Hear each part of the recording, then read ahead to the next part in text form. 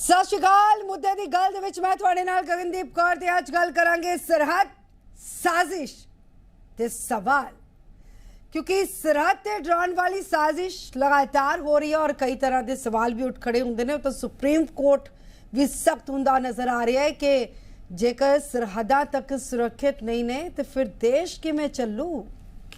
बेशरम पाकिस्तान, बदतमीज़ पाकिस्तान, बेहया पाकिस्तान आए दिन पंजाब ते साडे देश का माहौल खराब करने की फिराक दे विच रहिंदा है। जमीन के रस्ते तो कदे आसमानी साजिश, डराउण वाली साजिश, कदे नशा, कदे हथियार, किसी ना किसी तरीके दे नाल घुसपैठ की कोशिश। हालांकि जम्मू कश्मीर दे नाल लगदियां सरहदां ते कई थावां ते तां बर्फ भी डिगनी शुरू हो चुकी है, बर्फ गिर चुकी है। ज़्यादा सर्दियां हुंदियां ने तो जे मौसम दे विच रस्ते ब्लॉक हो जाएंगे, इस करके पाकिस्तान वाले पासों सो पहला घुसपैठ की कोशिश होंदी है।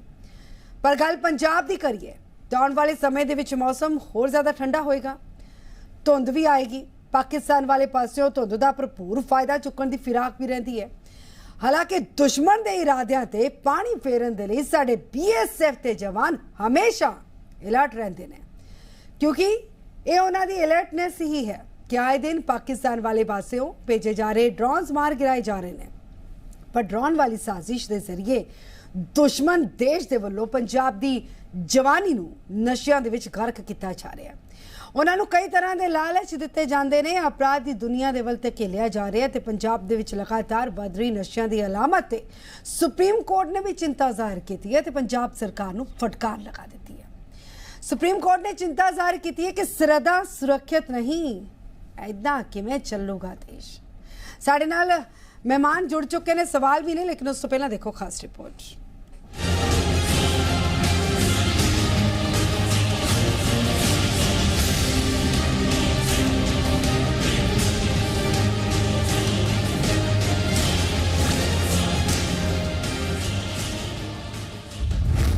सरहद ते ड्रोन, पाक दी नापाक कोशिश, BSF एक्टिव, ड्रोन डीएक्टिव।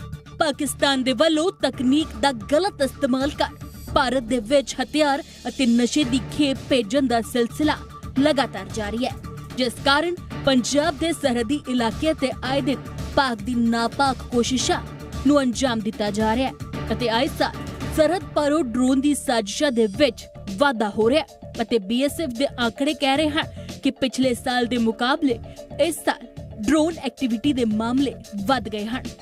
2020 दी गल करिए तो यह आंकड़ा 79 सी, 2021 दे विच यह आंकड़ा वधिया ते 109 हो गया अते 2022 दे विच यह आंकड़ा दुगना हुंदा नजर आ रहा है ते 283 मामले सामने आए।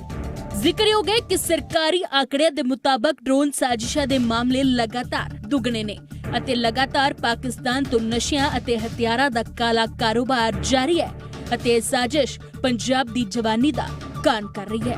जेकर पिछले कुछ सालों के आंकड़े ते नजर मारिए तो सरहद पारों ड्रोन वाली साजिशां हुण तक 239 बार ड्रोन जरिए घुसपैठ की कोशिश हुई है, 18 बार ड्रोन नूं डेगिया जा चुका है अते जिस दे विचों 194 बार ड्रोन वापस गए ने। देश 2021 च 109 बार ड्रोन जरिए घुसपैठ की कोशिश हुई। साल 2022 दे विच यह आंकड़ा दुगना हो गया अते 283 बार ड्रोन जरिए घुसपैठ हुई है। पाकिस्तान पंजाब दे सरहदी जिलिਆਂ ਦੇ नजदीक ड्रोन राही घुसपैठ की कोशिशां करदा है अते जेकर जिले के हिसाब नाल पिछले एक महीने च ड्रोन एक्टिविटी की गल करिए तां दिसंबर 4 नूं तरनतारन च ड्रोन ते 3 किलो हेरोइन बरामद हुई। दिसंबर 3 नूं फाजिलका दे विच ड्रोन ते फायरिंग हुई। फाजिलका दे विच 3 पैकेट 26 किलो हेरोइन बरामद, एक पिस्तौल अते 2 मैगजीन। दिसंबर 2 नूं तरनतारन इलाके दे विच ड्रोन 5 किलो हेरोइन बरामद हुई। नवंबर 3 नूं अमृतसर च 3 किलो हेरोइन ड्रोन ते फायरिंग हुई। 26 नवंबर नूं अमृतसर च ड्रोन ते फायरिंग हुई। 26 नवंबर नूं ही फाजिलका दे विच 642 ग्राम हेरोइन बरामद हुई। तरनतारन च नवंबर 19 नूं 1.5 किलो हेरोइन बरामदगी हुई। फिरोजपुर दे विच 12 नवंबर नूं 312 ग्राम हेरोइन बरामद हुई। गुरदासपुर दे विच 9 नवंबर नूं 3.1 किलो हेरोइन बरामद हुई। फिरोजपुर दे विच 9 नवंबर नूं ही ड्रोन डेगिया गया। अल्टीमेटली ते बॉर्डर सिक्योरिटी की जिम्मेवारी सेंटर सरकार को आ थ्रू बॉर्डर सिक्योरिटी फोर्स। ਉਹਨਾਂ ਦੀ ਜਵਾਬਦੇਹੀ। ਅਸੀਂ ਕਿਸੇ ਤਰ੍ਹਾਂ ਦੀ ਤਾਲਮੇਲ 'ਚ ਕਮੀ ਨਹੀਂ ਹੈ, ਪੰਜਾਬ ਸਰਕਾਰ ਵੱਲੋਂ ਜਾਂ ਪੰਜਾਬ ਪੁਲਿਸ ਵੱਲੋਂ ਤਾਲਮੇਲ 'ਚ ਕੋਈ ਕਮੀ ਨਹੀਂ। ਪਾਕਿਸਤਾਨ ਦੇ ਵੱਲੋਂ ਭੇਜੇ ਜਾਣ ਵਾਲੇ ਡਰੋਨ ਪੰਜਾਬ ਦੀ ਜਵਾਨੀ ਦਾ ਕਾਂਤਕ ਕਰ ਹੀ ਰਹੇ ਨੇ ਅਤੇ ਨਾਲ ਹੀ ਦੇਸ਼ ਦੇ ਲਿਹਾਜ਼ ਨਾਲ ਵੀ ਸੁਰੱਖਿਆ ਦਾ ਮੁੱਦਾ ਇੱਕ ਚਿੰਤਾ ਦਾ ਵਿਸ਼ਾ ਹੈ। ਹਾਲਾਂਕਿ BSF ਮੁਸਤੈਦੀ ਦੇ ਨਾਲ ਕੰਮ ਕਰਦੇ ਹੋਏ ਡਰੋਨ ਐਕਟੀਵਿਟੀ ਤੇ ਨਕੇਲ ਕੱਸਣ ਦੀ ਪੂਰੀ ਤਿਆਰੀ ਕਰ ਚੁੱਕਾ ਹੈ ਅਤੇ ਸਰਕਾਰ ਦੇ ਵੱਲੋਂ BSF ਨੂੰ ਹੁਣ ਰਡਾਰ ਅਤੇ ਐਂਟੀ ਡਰੋਨ ਗਨ ਵੀ ਮੁਹੱਈਆ ਕਰਵਾਈ ਗਈ ਹੈ ਅਤੇ ਹੁਣ BSF ਨੇ ਐਕਟਿਵ ਹੋ ਪਾਕਿਸਤਾਨ ਦੇ ਡਰੋਨ ਨੂੰ ਡੀਐਕਟਿਵ ਕਰਨ ਲਈ ਤਿਆਰੀ ਕਰ ਲਈ ਹੈ। ਬਿਊਰੋ ਰਿਪੋਰਟ ਜ਼ੀ ਮੀਡੀਆ। ਤੇ ਮਹਿਮਾਨ ਸਾਡੇ ਨਾਲ ਜੁੜ ਚੁੱਕੇ ਨੇ, ਲੇਕਿਨ ਉਸ ਤੋਂ ਪਹਿਲਾਂ 3 ਸਵਾਲ ਤੁਹਾਡੀ ਟੀਵੀ ਸਕਰੀਨ ਤੇ ਆਉਣਗੇ। ਸਵਾਲ ਨੰਬਰ 1 ਤੁਹਾਡੀ ਟੀਵੀ ਸਕਰੀਨ ਤੇ, ਸਰਹੱਦ ਪਾਰੋਂ ਡਰੋਨ ਐਕਟੀਵਿਟੀ ਦੇ ਵਿੱਚ ਕਿਉਂ ਇਜ਼ਾਫਾ? ਸਵਾਲ ਨੰਬਰ 2 ਸੁਰੱਖਿਆ ਚਾਕ ਚੌਬੰਦ, ਸਰਹੱਦ ਪਾਰੋਂ ਕਿਵੇਂ ਪਹੁੰਚ ਰਿਹਾ ਨਸ਼ਾ? ਸਵਾਲ ਨੰਬਰ 3 ਆਖਿਰਕਾਰ ਕੌਣ ਕਰਨਾ ਚਾਹੁੰਦਾ ਹੈ ਪੰਜਾਬ ਦੀ ਜਵਾਨੀ ਨੂੰ ਭਰਪਾ? ਇਹ 3 ਸਵਾਲ ਨੇ। ਸਾਡੇ ਨਾਲ ਮਹਿਮਾਨ ਵੀ ਸਾਡੇ ਜੁੜ ਚੁੱਕੇ ਨੇ। ਸਾਡੇ ਨਾਲ ਬੀਜੇਪੀ ਤੋਂ ਜੈਬੰਸ ਜੀ ਜੁੜ ਚੁੱਕੇ ਨੇ। ਜੈਬੰਸ ਜੀ ਤੁਹਾਡਾ ਸਵਾਗਤ ਸਾਡੇ ਨਾਲ ਜੁੜਨ ਦੇ ਲਈ। ਕਾਂਗਰਸ ਤੋਂ ਸਾਡੇ ਨਾਲ ਰੂਬੀ ਗਿੱਲ ਜੁੜ ਚੁੱਕੇ ਨੇ। ਰੂਬੀ ਗਿੱਲ ਜੀ ਤੁਹਾਡਾ ਵੀ ਸਵਾਗਤ ਹੈ ਸਾਡੇ ਨਾਲ ਜੁੜਨ ਦੇ ਲਈ। ਔਰ ਆਮ ਆਦਮੀ ਪਾਰਟੀ ਤੋਂ ਰਵਿੰਦਰ ਸਿੰਘ ਸਾਡੇ ਨਾਲ ਜੁੜ ਚੁੱਕੇ ਨੇ। ਰਵਿੰਦਰ ਜੀ ਤੁਹਾਡਾ ਵੀ ਬਹੁਤ ਬਹੁਤ ਸਵਾਗਤ ਹੈ। ਸ਼੍ਰੋਮਣੀ ਅਕਾਲੀ ਦਲ ਤੋਂ ਕਰਨੈਲ ਸਿੰਘ ਪੀਰ ਮੁਹੰਮਦ ਸਾਡੇ ਨਾਲ ਜੁੜੇ ਨੇ। ਕਰਨੈਲ ਜੀ ਤੁਹਾਡਾ ਵੀ ਬਹੁਤ ਬਹੁਤ ਸਵਾਗਤ ਹੈ ਸਾਡੇ ਨਾਲ ਜੁੜਨ ਦੀ। ਸਾਰੇ ਮਹਿਮਾਨ ਸਾਡੇ ਨਾਲ ਜੁੜ ਚੁੱਕੇ ਨੇ। ਔਰ ਸਭ ਤੋਂ ਪਹਿਲਾਂ ਰਵਿੰਦਰ ਜੀ ਮੈਂ ਤੁਹਾਡੇ ਕੋਲ ਆਉਂਗੀ। ਸੁਪਰੀਮ ਕੋਰਟ ਦੇ ਵੱਲੋਂ ਵੀ ਚਿੰਤਾ ਜ਼ਾਹਰ ਕੀਤੀ ਗਈ ਹੈ ਨਕਲੀ ਸ਼ਰਾਬ ਤੇ ਨਸ਼ੇ ਦੇ ਮੁੱਦੇ ਨੂੰ ਲੈ ਕੇ। ਔਰ ਸਰਹੱਦਾਂ ਦੀ ਅਗਰ ਗੱਲ ਕੀਤੀ ਜਾਵੇ ਤਾਂ ਪੂਰੀ ਤੈਨਾਤੀ ਹੈ, ਨਾਈਟ ਕੈਮਰਾਸ ਲੱਗੇ ਨੇ, ਲੇਕਿਨ ਡਰੋਨ ਵਾਲੀਆਂ ਸਾਜ਼ਿਸ਼ਾਂ ਲਗਾਤਾਰ ਵਧੀਆਂ ਜਾ ਰਹੀਆਂ ਨੇ। ਕੀ ਹੈ ਕੋਈ ਬ੍ਰਹਮਾਸਤਰ ਇਹਨਾਂ ਨੂੰ ਨੇਸਤਨਾਬੂਦ ਕਰਨ ਦੇ ਲਈ?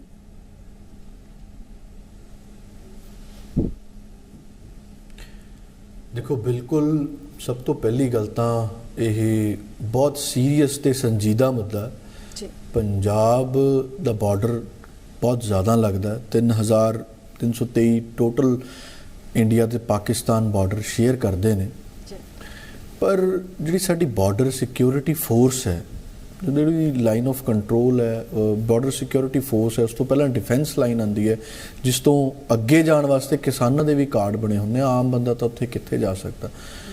ਤਾਂ ਉਹਨਾਂ ਦੀ ਵੱਡੀ ਜ਼ਿੰਮੇਵਾਰੀ ਹੈ ਤੇ ਜੇ ਉਹ ਨਹੀਂ ਰੋਕ ਪਾ ਰਹੇ ਤਾਂ ਆਪਣੇ ਆਪ ਦੇ ਵਿੱਚ ਉਹਨਾਂ ਦੀ ਕਾਰਗੁਜ਼ਾਰੀ ਤੇ ਸਵਾਲੀਆ ਨਿਸ਼ਾਨ ਖੜੇ ਕਰਦਾ। ਸੈਂਟਰ ਦੀ ਕਾਰਗੁਜ਼ਾਰੀ ਦੇ ਉੱਪਰ ਸਵਾਲੀਆ ਨਿਸ਼ਾਨ ਖੜੇ ਕਰਦਾ। ਇਨਸਟੈਡ ਆਫ ਅਸੀਂ ਇੱਕ ਦੂਜੇ ਦੀ ਬਲੇਮ ਗੇਮ 'ਚ ਪੈਣ ਦੇ, ਇਸ ਦੇ ਉੱਪਰ ਕੰਮ ਕਰਨਾ ਚਾਹੀਦਾ ਹੈ ਕਿ ਇਹਨੂੰ ਠੀਕ ਕਿੱਦਾਂ ਕੀਤਾ ਜਾ ਸਕਦਾ। ਦੇਖੋ ਭਾਰਤ ਅੱਜ ਦੁਨੀਆ ਦਾ ਸਭ ਤੋਂ ਵੱਡਾ 5ਵੀਂ ਇਕੋਨਮੀ ਕਹਿੰਦੇ ਆ ਜੀ, ਅਸੀਂ 5th ਇਕੋਨਮੀ ਬਣਾ ਦੇਣੀ ਹੈ, ਇੰਨਾ ਇਕੋਨਮੀ ਬੂਸਟ ਕਰ ਦੇਣਾ। ਅਸੀਂ ਇਸ ਟੈਕਨੋਲੋਜੀ ਦੇ ਵਿੱਚ ਕਿਉਂ ਨਹੀਂ ਲੈ ਕੇ ਜਾ ਪਾ ਰਹੇ? ਆਖਰਕਾਰ ਜੇ ਡਰੋਨ ਨੂੰ ਉਡਾਇਆ ਜਾਂਦਾ ਹੈ ਤਾਂ ਕਿਸੇ ਨਾ ਕਿਸੇ ਵਾਇਰਲੈਸ ਡਿਵਾਈਸ ਨਾਲ ਉਡਾਇਆ ਜਾਊਗਾ।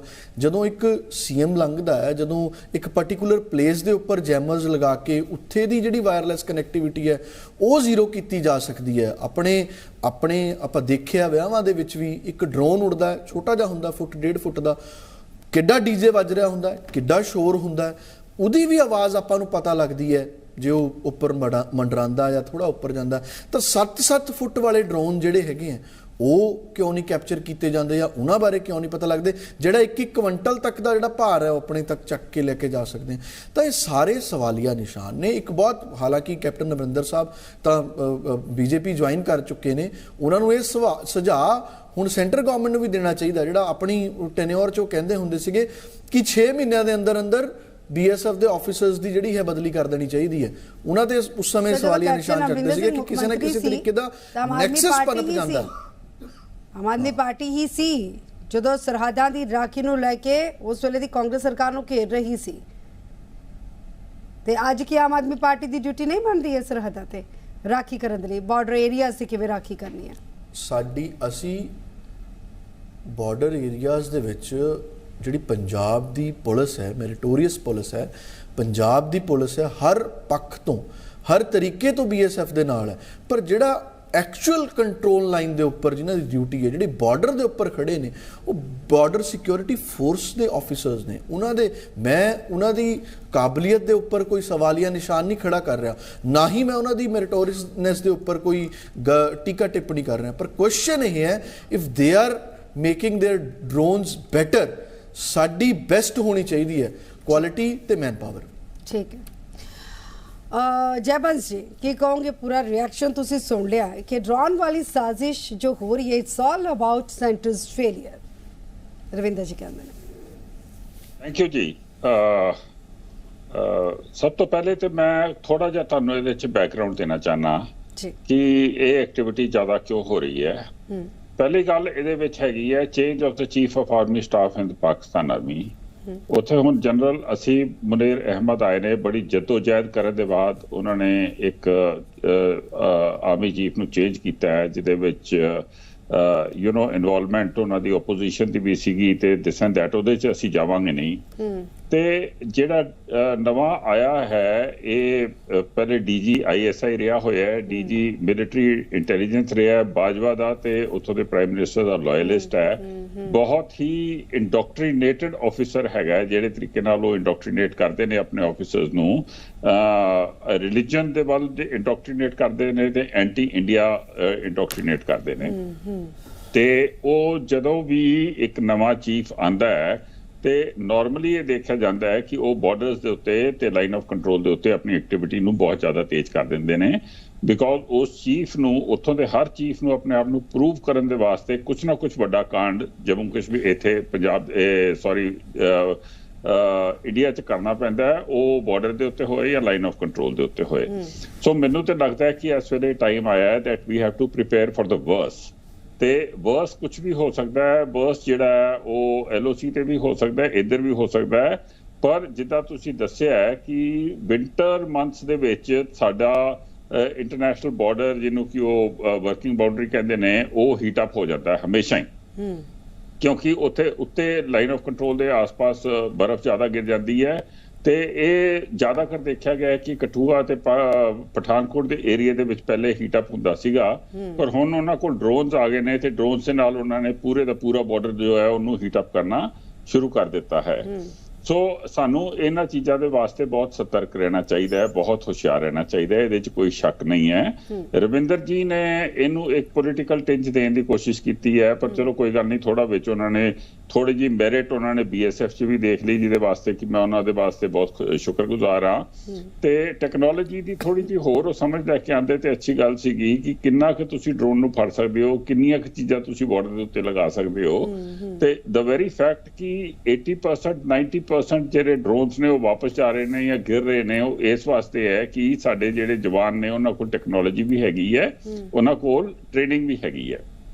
ਸੋ ਜਿਹੜੇ ਬਾਕੀ ਆ ਰਹੇ ਨੇ, ਗੱਲ ਇਹ ਹੈ ਕਿ ਉਹ ਕਿੰਨੇ ਕੁ ਭੇਜ ਰਹੇ ਨੇ ਤੇ ਕਿੰਨੇ % ਜਿਹੜੀ ਹੈ ਉਹਨਾਂ ਦੀ ਸਕਸੈਸ ਲੈਵਲ ਹੈ, ਕਿਉਂਕਿ ਕੋਈ ਵੀ ਐਸੀ ਲਾਈਨ ਆਫ ਡਿਫੈਂਸ ਨਹੀਂ ਹੈ ਜੋ ਕਿ 100% ਸਕਸੈਸਫੁਲ ਹੋਏ। ਤੇ ਅਲਟੀਮੇਟਲੀ ਜਿਹੜਾ ਕੰਮ ਹੁੰਦਾ ਹੈ ਨਾ, ਉਹ ਦੋਨੋਂ ਪਾਸੇ ਹੁੰਦਾ ਹੈ। ਦੈਟ ਫਰਸਟ ਲਾਈਨ ਜਿਹੜੀ ਹੈ ਉਹ ਪੈਰਾਮਿਲਟਰੀ ਜਾਂ ਫੌਜ ਦੀ ਹੁੰਦੀ ਹੈ, ਤੇ ਸੈਕੰਡ ਲਾਈਨ ਜਿਹੜੀ ਹੈ ਉਹ ਪੁਲਿਸ ਦੀ ਹੁੰਦੀ ਹੈ, ਇੰਟੈਲੀਜੈਂਸ ਦੀ ਹੁੰਦੀ ਹੈ। ਅਗਰ ਡਰੋਨ ਆ ਰਿਹਾ ਹੈ ਤੇ ਡਰੋਨ ਜਦੋਂ ਲੈਂਡ ਕਰੇਗਾ ਤੇ ਉਹਦਾ ਸਮਾਨ ਚੁੱਕਣ ਵਾਸਤੇ ਕੋਈ ਬੰਦਾ ਹੋਣਾ ਚਾਹੀਦਾ ਹੈ, ਉੱਥੇ ਜਾ ਕੇ ਪੁਲਿਸ ਦੀ ਇੰਟੈਲੀਜੈਂਸ ਆ ਜਾਂਦੀ ਹੈ। ਤੇ ਅਗਰ ਪੁਲਿਸ ਦੀ ਇੰਟੈਲੀਜੈਂਸ ਚੰਗੀ ਹੋਏਗੀ, ਅਗਰ ਉਹਨਾਂ ਦੇ ਕੋਲ ਕੋਈ ਬੰਦਾ ਹੀ ਨਹੀਂ ਹੋਏਗਾ ਡਰੋਨ ਦੇ ਸਮਾਨ ਨੂੰ ਚੁੱਕਣ ਵਾਸਤੇ, ਤੇ ਉਹ ਡਰੋਨ ਭੇਜ ਕੇ ਕੀ ਕਰਨਗੇ। ਸੋ ਦੇਅਰਫੋਰ ਦੋਨੋਂ ਨੂੰ ਆਪਣਾ ਆਪਣਾ ਕੰਮ ਕਰਨਾ ਬਹੁਤ ਜ਼ਰੂਰੀ ਹੈ। ਮੇਰੇ ਹਿਸਾਬ ਦੇ ਨਾਲ ਤੇ ਉਹ ਕੰਮ ਚੰਗਾ ਕਰ ਰਹੇ ਨੇ ਦੋਵੇਂ, ਕਿਉਂਕਿ ਅਗਰ ਨਾ ਚੰਗਾ ਕਰ ਰਹੇ ਹੁੰਦੇ ਤੇ ਜਿਹੜਾ ਸਕਸੈਸ ਰੇਟ ਹੈ ਉਹ ਐਡਾ ਘੱਟ ਨਾ ਹੁੰਦਾ ਜਿੰਨਾ ਕਿ ਹੈਗਾ। ਬਟ ਮੈਂ ਇਹ ਮੰਨਣਾ ਕਿ ਇਹ ਸਕਸੈਸ ਰੇਟ ਨੂੰ ਜ਼ੀਰੋ ਕਰਨਾ ਬਹੁਤ ਜ਼ਰੂਰੀ ਹੈ, ਤੇ ਉਹਦੇ ਵਾਸਤੇ ਇੱਕ ਸਟਰੋਂਗ ਗਵਰਨਮੈਂਟ ਜਿਹੜੀ ਹੈ ਉਹ ਉਦੋਂ ਵੀ ਜ਼ਿਆਦਾ ਜ਼ਰੂਰੀ ਹੈ ਐਟ ਦ ਸਟੇਟ ਲੈਵਲ। ਮੈਂ ਹੁਣ ਇਹ ਸਮਝਣਾ ਕਿ ਇਸ ਵੇਲੇ ਹੁਣ ਜੋ ਵੀ ਇਹਨਾਂ ਨੇ ਖੱਟਣਾ ਵੱਟਣਾ ਸੀਗਾ ਗੁਜਰਾਤ ਦੇ ਵਿੱਚ ਤੇ ਹਿਮਾਚਲ ਦੇ ਵਿੱਚ, ਉਹ ਕਰ ਲਿਆ। ਜੋ ਵੀ ਇਹਨਾਂ ਨੇ ਹੱਥ ਪੈਰ ਮਾਰਨੇ ਸੀਗੇ ਉਹ ਤੇ ਹੋ ਗਏ ਆਮ ਆਦਮੀ ਪਾਰਟੀ ਦੇ। ਤੇ ਮੈਂ ਇਹਨਾਂ ਨੂੰ ਇਹ ਗੁਜ਼ਾਰਿਸ਼ ਕਰਾਂਗਾ ਕਿ ਹੁਣ ਜਿਹੜਾ ਹੈ ਆਪਣੀ ਸਿਕਿਉਰਿਟੀ, ਆਪਣੀ ਲਾਅ ਐਂਡ ਆਰਡਰ, ਆਪਣੀ ਇੰਟੈਲੀਜੈਂਸ ਦੇ ਵੱਲ ਥੋੜਾ ਜ਼ਿਆਦਾ ਧਿਆਨ ਦੇਣਾ ਸ਼ੁਰੂ ਕਰ ਦੇਣ, ਕਿਉਂਕਿ ਅਗਲੇ ਕੁਝ ਮਹੀਨੇ ਜਿਹੜੇ ਨੇ ਇਹ ਬਹੁਤ ਕ੍ਰਿਟੀਕਲ ਹੋਣੇ ਨੇ ਪੰਜਾਬ ਦੇ ਵਾਸਤੇ, ਤੇ ਪੰਜਾਬ ਦੇ ਲਾਅ ਐਂਡ ਆਰਡਰ ਤੇ ਪੰਜਾਬ ਦੀ ਸਿਕਿਉਰਿਟੀ ਦੇ ਵਾਸਤੇ। ਅਗਰ ਮੇਰੀ ਗੱਲ ਨਹੀਂ ਮੰਨਣੀ ਤੇ ਇਹਨਾਂ ਦੇ ਕੋਲ ਮੇਰੇ ਜੈਸੇ ਬੜੇ ਹੋਰ ਐਕਸਪਰਟਸ ਬੈਠੇ ਹੋਏ ਨੇ, ਉਹਨਾਂ ਦੀ ਗੱਲ। ਡਰੋਨ ਸਿਸਟਮ ਅਗਰ ਹੋਣ, ਕਿਉਂਕਿ ਨਾਈਟ ਵਿਜ਼ਨ ਕੈਮਰਾਸ ਤੋਂ ਤੇ ਹੈ ਹੀ, ਸੁਰੱਖਿਆ ਵੀ ਚਾਕ ਚੌਬੰਦ ਹੈ। ਐਂਟੀ ਡਰੋਨ ਸਿਸਟਮ ਨੂੰ ਲੈ ਕੇ ਕੀ ਜਾਣਕਾਰੀ, ਕੋਈ ਇਹੋ ਜਿਹੇ ਸਿਸਟਮ ਜੋ ਹੈਡਕੁਆਟਰਸ ਤੇ ਜਾਂ ਉੱਚੇ ਜਿਹੇ ਆਰਮੀ ਸੰਸਥਾਨਾਂ ਦੇ ਉੱਤੇ ਲਗਾਏ ਜਾਣ ਕੇ ਡਰੋਨ ਨੂੰ ਉੱਪਰੋਂ ਹੀ ਮਾਰ ਗਿਰਾ ਦਿੱਤਾ ਜਾਏ? ਐਂਟੀ ਡਰੋਨ ਸਿਸਟਮ ਕਿਸ ਤਰ੍ਹਾਂ ਹੈ? एडे ज़्यादा देखो एडे ड्रोन्स ਜਿਹੜੇ ਵਾਪਸ ਜਾ ਰਹੇ ਨੇ ਜਾਂ एडे ड्रोन ਜਿਹੜੇ ਕਰਾਏ ਜਾ ਰਹੇ ਨੇ ਉਹ ਇਸੇ ਵਾਸਤੇ ਹੈ ਕਿ ਟੈਕਨੋਲੋਜੀ ਦੀ ਕੋਈ ਕਮੀ ਨਹੀਂ। ਜਦੋਂ एडे ਲੰਬੇ ਬਾਰਡਰਸ ਹੁੰਦੇ ਨੇ ਤੇ ਸਪੈਸ਼ਲੀ ਹੁਣ ਜਿਹੜਾ ਮੌਸਮ ਆਈ ਜਾ ਰਿਹਾ ਹੈ, ਧੁੱਧ ਦਾ ਮੌਸਮ ਆਈ ਜਾ ਰਿਹਾ ਹੈ, ਇਹਦੇ ਵਿੱਚ ਉਹਨਾਂ ਦੀ ਸਕਸੈਸ ਰੇਟ ਜਿਹੜਾ ਹੈ ਉਹ ਗਰਮੀਆਂ ਕੋਲੋਂ ਜ਼ਿਆਦਾ ਹੋ ਜਾਂਦਾ ਹੈ। ਸੋ ਸਾਨੂੰ ਜ਼ਿਆਦਾ ਸਤਰਕ ਰਹਿਣ ਦੀ ਜ਼ਰੂਰਤ ਹੈ। ਮੇਰੇ ਹਿਸਾਬ ਦੇ ਨਾਲ एडे डरन ਦੀ ਕੋਈ ਜ਼ਰੂਰਤ ਨਹੀਂ, एडा ਜ਼ਿਆਦਾ ਨਹੀਂ ਆ ਸਕਦੇ ਹੋ, ਪਰ ਇੱਕ ਵੀ ਨਹੀਂ ਆਣਾ ਚਾਹੀਦਾ। ਜੈਬਲ ਜੀ ਮੈਂ ਬਾਕੀ ਮਹਿਮਾਨਾਂ ਕੋਲ ਜਾਊਂਗੀ, ਲੇਕਿਨ ਤੁਸੀਂ ਪਾਕਿਸਤਾਨ ਦੇ new army chief general Munir ਦੀ ਤੁਸੀਂ ਗੱਲ ਕੀਤੀ ਔਰ ਜਨਰਲ ਮੁਨੀਰ ਨੇ ਉਹਦਾ ਸੰਭਾਲਦੇ ਹੀ ਭਾਰਤ ਦੇ ਖਿਲਾਫ ਜ਼ਹਿਰ ਉਗਲਣਾ ਸ਼ੁਰੂ ਕਰ ਦਿੱਤਾ। ਉਹ ਕਹਿ ਰਹੇ ਹੈ ਕਿ ਹਮਲਾ ਕੀਤਾ ਤਾਂ ਅਸੀਂ ਯੁੱਧ ਦੇ ਲਈ ਤਿਆਰ ਹਾਂ। ਸਰ ਆਪਾਂ ਕਿੰਨੇ ਤਿਆਰ ਹਾਂ? ਉਹ ਆਪਾਂ ਦੇ ਕੀ ਪਾਕਿਸਤਾਨ ਦੇ ਨਾਲ ਤੇ ਮੈਂ ਗੱਲ ਵੀ ਨਹੀਂ ਕਰਨੀ ਚਾਹੁੰਦਾ ਕਿ ਪਾਕਿਸਤਾਨ ਸਾਡੇ ਨਾਲ ਕੀ ਲੜਾਈ ਕਰੇਗਾ, ਉਹਨਾਂ ਦੀ ਸ਼ਬਦਾਂ ਹੀ ਹੈ ਨਹੀਂ। ਬਟ ਦੇਖੋ ਉਹਨਾਂ ਦੀ ਜਿਹੜੀ ਮਾਨਸਿਕਤਾ ਹੈ ਉਹਦੇ ਤੋਂ ਪਤਾ ਲੱਗ ਜਾਂਦੀ ਹੈ। ਜੋ ਮੈਂ ਤੁਹਾਨੂੰ ਗੱਲ ਕਹੀ ਸੀਗੀ ਨਾ ਕਿ ਆਂਦੇ ਹੀ ਉਹਨੇ ਦੱਸ ਦਿੱਤਾ ਹੈ ਕਿ ਜਿਹੜੀ ਪਾਲਿਸੀ ਪਹਿਲੇ ਮੇਰੇ ਤੋਂ ਪਹਿਲੇ ਚੀਫ ਦੀ ਹੈਗੀ ਸੀਗੀ, ਜਨਰਲ ਬਾਜਵਾ ਦੀ ਸੀਗੀ, ਰਹੀਲ ਸ਼ਰੀਫ ਦੀ ਸੀਗੀ, ਮੇਰੀ ਵੀ ਪਾਲਿਸੀ ਦੇ ਵਿੱਚ ਕੋਈ ਫਰਕ ਨਹੀਂ ਆਣਾ। ਮੈਂ ਵੀ ਪੂਰੀ ਤਰ੍ਹਾਂ ਦੇ ਨਾਲ ਬਿਲੀਜੀਨੈਂਟ ਰਹਿਣਾ ਹੈ ਤੇ ਇਸ ਵਾਸਤੇ ਸਾਨੂੰ ਬਹੁਤ ਸਤਰਕ ਰਹਿਣ ਦੀ ਜ਼ਰੂਰਤ ਹੈ। ਇਹਨਾਂ ਨੇ ਮਨਸੂਬੇ ਕਰਦੇ ਰਹਿਣੇ ਨੇ। ਮੈਂ ਫੇਰ ਤੁਹਾਡੇ ਚੈਨਲ ਤੋਂ ਇੱਕ ਵਾਰ ਦੁਬਾਰਾ ਇਹ ਕਹਿਣਾ ਚਾਹਨਾ ਕਿ ਇਹ ਕੁਝ ਵੱਡਾ ਜ਼ਰੂਰ ਕਰਨਗੇ, ਕੋਸ਼ਿਸ਼ ਜ਼ਰੂਰ ਕਰਨਗੇ। ਕਿਉਂਕਿ ਉਹਨੇ ਵੀ ਪ੍ਰੂਵ ਕਰਨਾ ਹੈ ਕਿ ਉਹ ਕਿੰਨਾ ਕੁ ਤਗੜਾ ਜਨਰਲ ਹੈ। ਸੋ ਆਰਮੀ ਨੂੰ ਇਸ ਗੱਲ ਦੇ ਬਾਰੇ ਪਤਾ ਹੈ ਤੇ ਲੋਕਾਂ ਨੂੰ ਵੀ ਪਤਾ ਹੋਣਾ ਚਾਹੀਦਾ। ਸਾਨੂੰ ਸਾਰਿਆਂ ਨੂੰ ਹੀ ਵਿਜੀਲੈਂਟ ਹੋ ਜਾਣਾ ਚਾਹੀਦਾ ਹੈ ਤੇ ਸਟੇਟ ਗਵਰਨਮੈਂਟ ਨੂੰ ਤਾਂ ਖਾਸ ਕਰ ਵਿਜੀਲੈਂਟ ਹੋ ਜਾਣਾ ਚਾਹੀਦਾ ਕਿਉਂਕਿ ਉਹਨਾਂ ਦੇ ਏਰੀਆ 'ਚ ਹੋਏਗਾ ਜੋ ਹੋਏਗਾ। ਸੋ ਮੈਂ ਐਜ਼ ਅ ਸਿਕਿਉਰਿਟੀ ਐਕਸਪਰਟ ਤੁਹਾਡੇ ਚੈਨਲ ਦੇ ਥਰੂ ਮੈਂ ਲੋਕਾਂ ਨੂੰ ਇੱਕ ਤਰ੍ਹਾਂ ਦੇ ਨਾਲ ਜ਼ਿਆਦਾ ਵਿਜੀਲੈਂਸ ਦੇ ਵਾਸਤੇ ਤਿਆਰ ਹੋਣ ਨੂੰ ਗੁਜ਼ਾਰਿਸ਼ ਕਰਨੀ ਚਾਹੁੰਦਾ। ਠੀਕ ਹੈ, ਰੂਬੀ ਗਿੱਲ ਜੀ ਤੁਹਾਡਾ ਕੀ ਰਿਐਕਸ਼ਨ ਹੈ ਰਵਿੰਦਰ ਜੀ ਨੂੰ ਜਿਸ ਤਰ੍ਹਾਂ ਕਿ ਤੁਸੀਂ ਸੁਣਿਆ ਕਿ ਕੈਪਟਨ ਅਮਰਿੰਦਰ ਸਿੰਘ ਮਤਲਬ ਉਸ ਵੇਲੇ ਅਗਰ captain Amarinder Singh centre government ਦੇ ਨਾਲ ਮਿਲ ਕੇ तमाम ਮੀਟਿੰਗਸ ਕਰਦੇ ਸਰਹੱਦਾਂ ਦੀ ਰਾਖੀ ਨੂੰ ਲੈ ਕੇ, ਕਿਉਂਕਿ ਉਸ ਟਾਈਮ ਵੀ ਕਾਫੀ ਕੁਝ ਸਰਗਰਮੀਆਂ ਸਨ, ਤਾਂ ਅੱਜ ਮਾਹੌਲ ਨਾ ਹੁੰਦਾ, ਅੱਜ ਲਗਾਤਾਰ ਜੋ ਪਿਛਲੇ ਸਾਲ ਦੇ ਮੁਕਾਬਲੇ ਇਸ ਸਾਲ ਜੋ ਡਰਾਉਣ ਵਾਲੀਆਂ ਸਾਜ਼ਿਸ਼ਾਂ ਵਧੀਆਂ ਨੇ ਇਹ ਨਾ ਹੁੰਦੀਆਂ। ਸਰ ਦੇਖੋ ਜੀ, ਜਦੋਂ ਘਰ ਖਾਲੀ ਛੱਡ ਕੇ ਚਲੇ ਜਾਈਏ ਨਾ ਜੀ ਤੇ ਚੋਰਾਂ ਨੂੰ ਵੀ ਮੌਕਾ ਮਿਲ ਜਾਂਦਾ ਚੋਰੀ ਕਰਨ ਦਾ। ਤੇ ਜਦੋਂ ਸਰਕਾਰ ਕਮਜ਼ੋਰ ਹੋਊਗੀ, ਕਦੇ ਦਿੱਲੀ ਇਲੈਕਸ਼ਨਾਂ 'ਚ ਤੁਰੀ ਫਿਰੂਗੀ, ਸਾਰੀ ਕੈਬਨਿਟ ਉੱਥੇ ਤੁਰੀ ਫਿਰੂਗੀ ਤੇ ਉਦੋਂ ਮੌਕਾ ਮਿਲ ਜਾਂਦਾ। ਮੈਂ ਸਰਹੱਦ ਤੇ ਖੜੇ ਜਵਾਨਾਂ ਤੇ ਸਵਾਲ ਨਹੀਂ ਚੁੱਕਦਾ ਜਿਹੜੇ ਹਮੇਸ਼ਾ ਸ਼ਹੀਦੀ ਪ੍ਰਾਪਤ ਕਰਨ ਲਈ ਉੱਥੇ ਤਿਆਰ ਖੜੇ ਰਹਿੰਦੇ ਹਨ। ਦੇਸ਼ ਤੇ ਕੋਈ ਵੀ ਗੱਲ ਆਉਂਦੀ ਆ, ਆਂਚ ਆਉਂਦੀ ਆ। ਮੈਂ ਪੜ੍ਹ ਰਿਹਾ ਸੀਗਾ ਅਮਰੀਕਾ ਤੇ ਜਾਪਾਨ ਜਾਂ ਚਾਈਨਾ ਵਰਗੀਆਂ ਕੰਟਰੀਆਂ ਦਾ ਵੀ ਉੱਥੇ ਇਦਾਂ ਦਾ ਸਿਸਟਮ ਹੈ ਕਿ ਇਦਾਂ ਦੀਆਂ ਲੇਜ਼ਰ ਕੁਆਲਿਟੀਜ਼ ਨੇ, ਉਹ ਜਦੋਂ ਵੀ ਕੋਈ ਡਰੋਨ ਆਉਂਦਾ ਤੇ ਉਹਦੀ ਫ੍ਰੀਕੁਐਂਸੀ ਨੂੰ ਉਹ ਡਿਸਟਰੋਏ ਕਰ ਦਿੰਦੀਆਂ ਤੇ ਉੱਥੇ ਹੀ ਉਹ ਡਿਸਟਰੋਏ ਆਟੋਮੈਟਿਕ ਸਿਸਟਮ ਹੈ। ਅਸੀਂ ਆਪਦੇ ਸਿਸਟਮ ਨੂੰ ਅਪਗ੍ਰੇਡ ਕਰਨ ਦੀ ਗੱਲ ਕਰੀਏ। ਮੈਂ ਨਹੀਂ ਕਿ ਹੁਣ ਉਹਨਾਂ ਚੀਜ਼ਾਂ 'ਚ ਪੈ ਕੇ ਵੀ ਸੈਂਟਰ ਗੌਰਮੈਂਟ ਦਾ ਹੱਕ ਬਣਦਾ, ਆਰਮੀ ਤੇ ਕੋਈ ਸਵਾਲ ਨਹੀਂ ਮੈਂ ਚੁੱਕਦਾ। ਜਿਹੜੇ ਫਜ਼ੂਲ ਦੇ ਖਰਚੇ ਜਾਂ ਰਫੇਲ ਵਰਗੀਆਂ ਚੀਜ਼ਾਂ ਦੇ ਵਿੱਚ ਕਿੰਨੇ ਕਰੋੜਾਂ ਦੇ ਘਪਲੇ ਹੋਏ, ਹਜ਼ਾਰਾਂ ਕਰੋੜਾਂ ਦੇ ਸਾਹਮਣੇ ਆਏ, ਕੰਪਨੀਆਂ ਨੂੰ ਟੈਂਡਰ ਦਿੱਤੇ ਗਏ, ਉਹੀਓ ਪੈਸਾ ਇਹੋ ਜਿਹੀ ਕੁਆਲਿਟੀਜ਼ ਤੇ ਲਾਓ ਕਿ ਜਿਹੜਾ ਸਾਡਾ, ਕਿਉਂਕਿ ਪੰਜਾਬ ਸਟੇਟਾਂ ਕਿੰਨੀਆਂ ਕੁ, ਪੰਜਾਬ ਗੁਜਰਾਤ ਜਾਂ ਮੇਰੇ ਖਿਆਲ ਥੋੜ੍ਹੀਆਂ ਸਟੇਟਾਂ ਜਿਹੜੀਆਂ ਪਾਕਿਸਤਾਨ ਦਾ ਬਾਰਡਰ ਲੱਗਦਾ ਹਮੇਸ਼ਾ, ਇਹ ਜਿਹੜੀ ਚੀਜ਼ ਤਾਂ ਉੱਧਰੋਂ ਹੀ ਆਉਂਦੀ ਹੈ। ਤੇ ਠੀਕ ਹੈ, ਪੁਰਾਣੀਆਂ ਸਰਕਾਰਾਂ ਵੀ ਰਹੀਆਂ, ਉਹ ਵੀ ਇਸ ਕਰਦੀਆਂ ਰਹੀਆਂ, ਪਰ ਅੱਜ ਦੇ ਦੌਰ 'ਚ ਇਹ ਚੀਜ਼ਾਂ ਕਿਉਂ ਹੋ ਰਹੀਆਂ ਕਿ ਜਦੋਂ ਮੁੱਖ ਮੰਤਰੀ ਇੱਥੇ ਹੀ ਨਹੀਂ, ਮੁੱਖ ਮੰਤਰੀ ਨੂੰ ਪਰਵਾਹ ਹੀ ਕੋਈ ਨਹੀਂ, ਮੁੱਖ ਮੰਤਰੀ ਸੀਰੀਅਸ ਹੀ ਨਹੀਂ, ਤੇ ਆਪੇ ਹੀ ਦੂਜੀਆਂ ਸਟੇਟਾਂ 'ਚ ਸਾਡੇ ਦੁਸ਼ਮਣਾਂ ਨੂੰ ਵੀ ਮੌਕਾ ਮਿਲ ਜਾਂਦਾ ਵੀ ਜਦੋਂ ਪੁਲਿਸ ਵੀ ਹੋਰਾਂ ਚੀਜ਼ਾਂ 'ਚ ਉਲਝੀ ਪਈ ਹੈ। ਤੇ ਦੇਖੋ BSF ਦਾ ਮੈਂ ਕਹਿੰਦਾ ਵੀ ਸੈਂਟਰ ਗਵਰਨਮੈਂਟ ਨੇ ਫਰਮਾਨ ਜਾਰੀ ਕਰਤਾ ਜਿਹੜਾ 50 ਕਿਲੋਮੀਟਰ ਏਰੀਆ ਵਾਲਾ, ਤੇ ਉਹ ਤੁਸੀਂ ਜਾਰੀ ਕਰਤਾ, ਕੋਈ ਨਹੀਂ ਸਿਰ ਮੱਥੇ, ਆਰਮੀ ਸਾਡੇ ਲਈ ਸਾਰਾ ਕੁਝ ਕਰਦੀ ਹੈ, ਕਿ ਤੁਸੀਂ ਉਹ ਸਾਰਾ ਸਿਸਟਮ ਉਹਨਾਂ ਨੂੰ ਅਪਗ੍ਰੇਡ ਕਰਕੇ ਦੇ ਰਹੇ ਹੋ। ਉਹੋ ਜਿਹੀਆਂ ਰਾਈਫਲਾਂ ਤਾਂ ਹਥਿਆਰ ਤਾਂ ਆਰਮੀ ਕੋਲ ਨਹੀਂ ਹੁੰਦੇ ਜਿਹੜੇ ਅੱਜ ਕੱਲ੍ਹ ਗੈਂਗਸਟਰ ਲਈ ਫਿਰਦੇ ਆ। ਇਹੀ ਚੀਜ਼ਾਂ ਨੇ, ਇਹਨਾਂ ਚੀਜ਼ਾਂ ਤੇ ਸਾਨੂੰ ਸਟੱਡੀ ਕਰਨ ਦੀ ਜ਼ਰੂਰਤ ਹੈ। ਤੇ ਇਹ ਸੈਂਟਰ ਗਵਰਨਮੈਂਟ ਤੇ ਪੰਜਾਬ ਗਵਰਨਮੈਂਟ, ਕਿਉਂਕਿ ਇਹ ਸਰਕਾਰ 'ਚ ਬੈਠੇ ਆ, ਇੱਕ ਮਿਲ ਕੇ ਇੱਕ ਤਾਲਮੇਲ ਕਮੇਟੀ ਬੈਠ ਕੇ ਤੇ ਖਾਸ ਤੌਰ ਤੇ ਸੈਂਟਰ ਗਵਰਨਮੈਂਟ ਨੂੰ ਇਸ ਸਿਸਟਮ ਨੂੰ ਅਪਗ੍ਰੇਡ ਕਰਨਾ ਚਾਹੀਦਾ ਕਿ ਜਿਹੜਾ ਜਵਾਨਾਂ ਨੂੰ ਹੋਰ ਤਾਕਤ ਮਿਲ ਸਕੇ, ਜਵਾਨ ਹੋਰ ਵਧੀਆ ਤਰੀਕੇ ਨਾਲ ਸਰਹੱਦ ਤੇ ਸਾਡੀ ਰਾਖੀ ਕਰ ਸਕਣ। ਬਿਲਕੁਲ। ਕਰਨੈਲ ਸਿੰਘ ਪੀਰ ਮੁਹੰਮਦ ਜੀ, ਦੁਸ਼ਮਣਾਂ ਦੇ ਦੰਦ ਖੱਟਣ ਕਰਨ ਦੇ ਲਈ ਤਾਂ ਸਾਡਾ ਦੇਸ਼ ਹਮੇਸ਼ਾ ਤਿਆਰ ਰਹਿੰਦਾ। ਘਰ ਦੇ ਅੰਦਰ ਵੜ ਕੇ ਅਸੀਂ ਉਹਨਾਂ ਨੂੰ ਸਬਕ ਸਿਖਾ ਸਕਦੇ ਹਾਂ, ਲੇਕਿਨ ਜਦੋਂ ਦੁਸ਼ਮਣ ਆਪਣੇ ਹੀ ਘਰ ਬੈਠਾ ਹੋਵੇ, ਤਾਂ ਜ਼ਿਆਦਾ ਔਖਾ ਹੋ ਜਾਂਦਾ ਫਿਰ, ਜਦੋਂ ਆਪਣੇ ਹੀ ਦੁਸ਼ਮਣ ਬਣ ਜਾਂਦੇ ਨੇ। ਕਿਉਂਕਿ ਜਿਸ ਤਰ੍ਹਾਂ ਕਿ ਰੂਬੀ ਗਿੱਲ ਜੀ ਨੇ ਵੀ ਕਿਹਾ, ਚਾਹੇ ਕਿ ਆਪਣੇ ਹੀ ਦੇਸ਼ ਦੀ ਕੁਝ ਸਟੇਟਸ ਨੇ ਜਿੱਥੋਂ ਨਸ਼ਾ ਸਪਲਾਈ ਹੁੰਦਾ, ਹਥਿਆਰ ਸਪਲਾਈ ਹੁੰਦੇ ਨੇ, ਇਹ ਜੋ ਦੁਸ਼ਮਣ ਹੈ ਜੋ ਘਰ ਦੇ ਅੰਦਰ ਬੈਠਾ ਹੈ ਇਸ ਨੂੰ ਕਿਵੇਂ ਸਬਕ ਸਿਖਾਇਆ ਜਾ ਸਕਦਾ?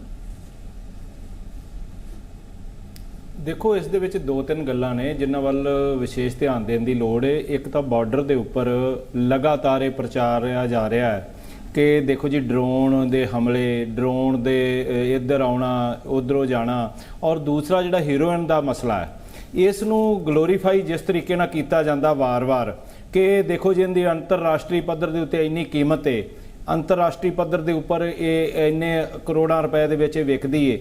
ਉਹ ਤੁਸੀਂ ਇਹ ਦੇਖੋ ਕਿ ਇੱਥੇ ਇਹੋ ਜਿਹਾ ਮਾਹੌਲ ਲਗਾਤਾਰ ਜਿਹੜਾ ਚੱਲਦਾ ਆ ਰਿਹਾ, ਉਸ ਦਾ ਕੀ ਪ੍ਰਭਾਵ ਹੈ ਉਸ ਦੇ ਉੱਤੇ ਜਿਹੜੀਆਂ ਸਾਡੀਆਂ ਜਿਹੜੀਆਂ ਆਪਣੀਆਂ ਜਿਹੜੀਆਂ ਏਜੰਸੀਆਂ ਨੇ ਉਹ ਕਿੱਥੇ ਖੜੀਆਂ ਨੇ। ਦੂਸਰਾ ਮੇਨ ਗੱਲ ਇਹ ਆ ਕਿ ਜਿਹੜਾ ਰਾਜ ਸਰਕਾਰ ਤੇ ਕੇਂਦਰ ਸਰਕਾਰ ਦਾ ਆਪਸੀ ਤਾਲਮੇਲ, ਉਸ ਦੀ ਬਹੁਤ ਵੱਡੀ ਘਾਟ ਹੈ। ਇੱਕ ਦੂਸਰੇ ਨਾਲ ਕੋਈ ਤਾਲਮੇਲ ਨਹੀਂ ਹੈਗਾ, ਇੱਕ ਦੂਸਰੇ ਨੂੰ ਥੱਲੇ ਲਗਾਉਣ ਲਈ ਤਰ੍ਹਾਂ ਦੀ ਬਿਆਨਬਾਜ਼ੀ ਕੀਤੀ ਜਾਂਦੀ ਹੈ। ਪਹਿਲਾਂ ਇਹੋ ਦੋਸ਼ ਸਾਡੇ ਉੱਪਰ ਲਾਏ ਜਾਂਦੇ ਸੀ, ਹੁਣ 8 ਮਹੀਨੇ ਤੋਂ ਸਰਕਾਰ ਬਣੀ ਆਮ ਆਦਮੀ ਪਾਰਟੀ ਦੀ।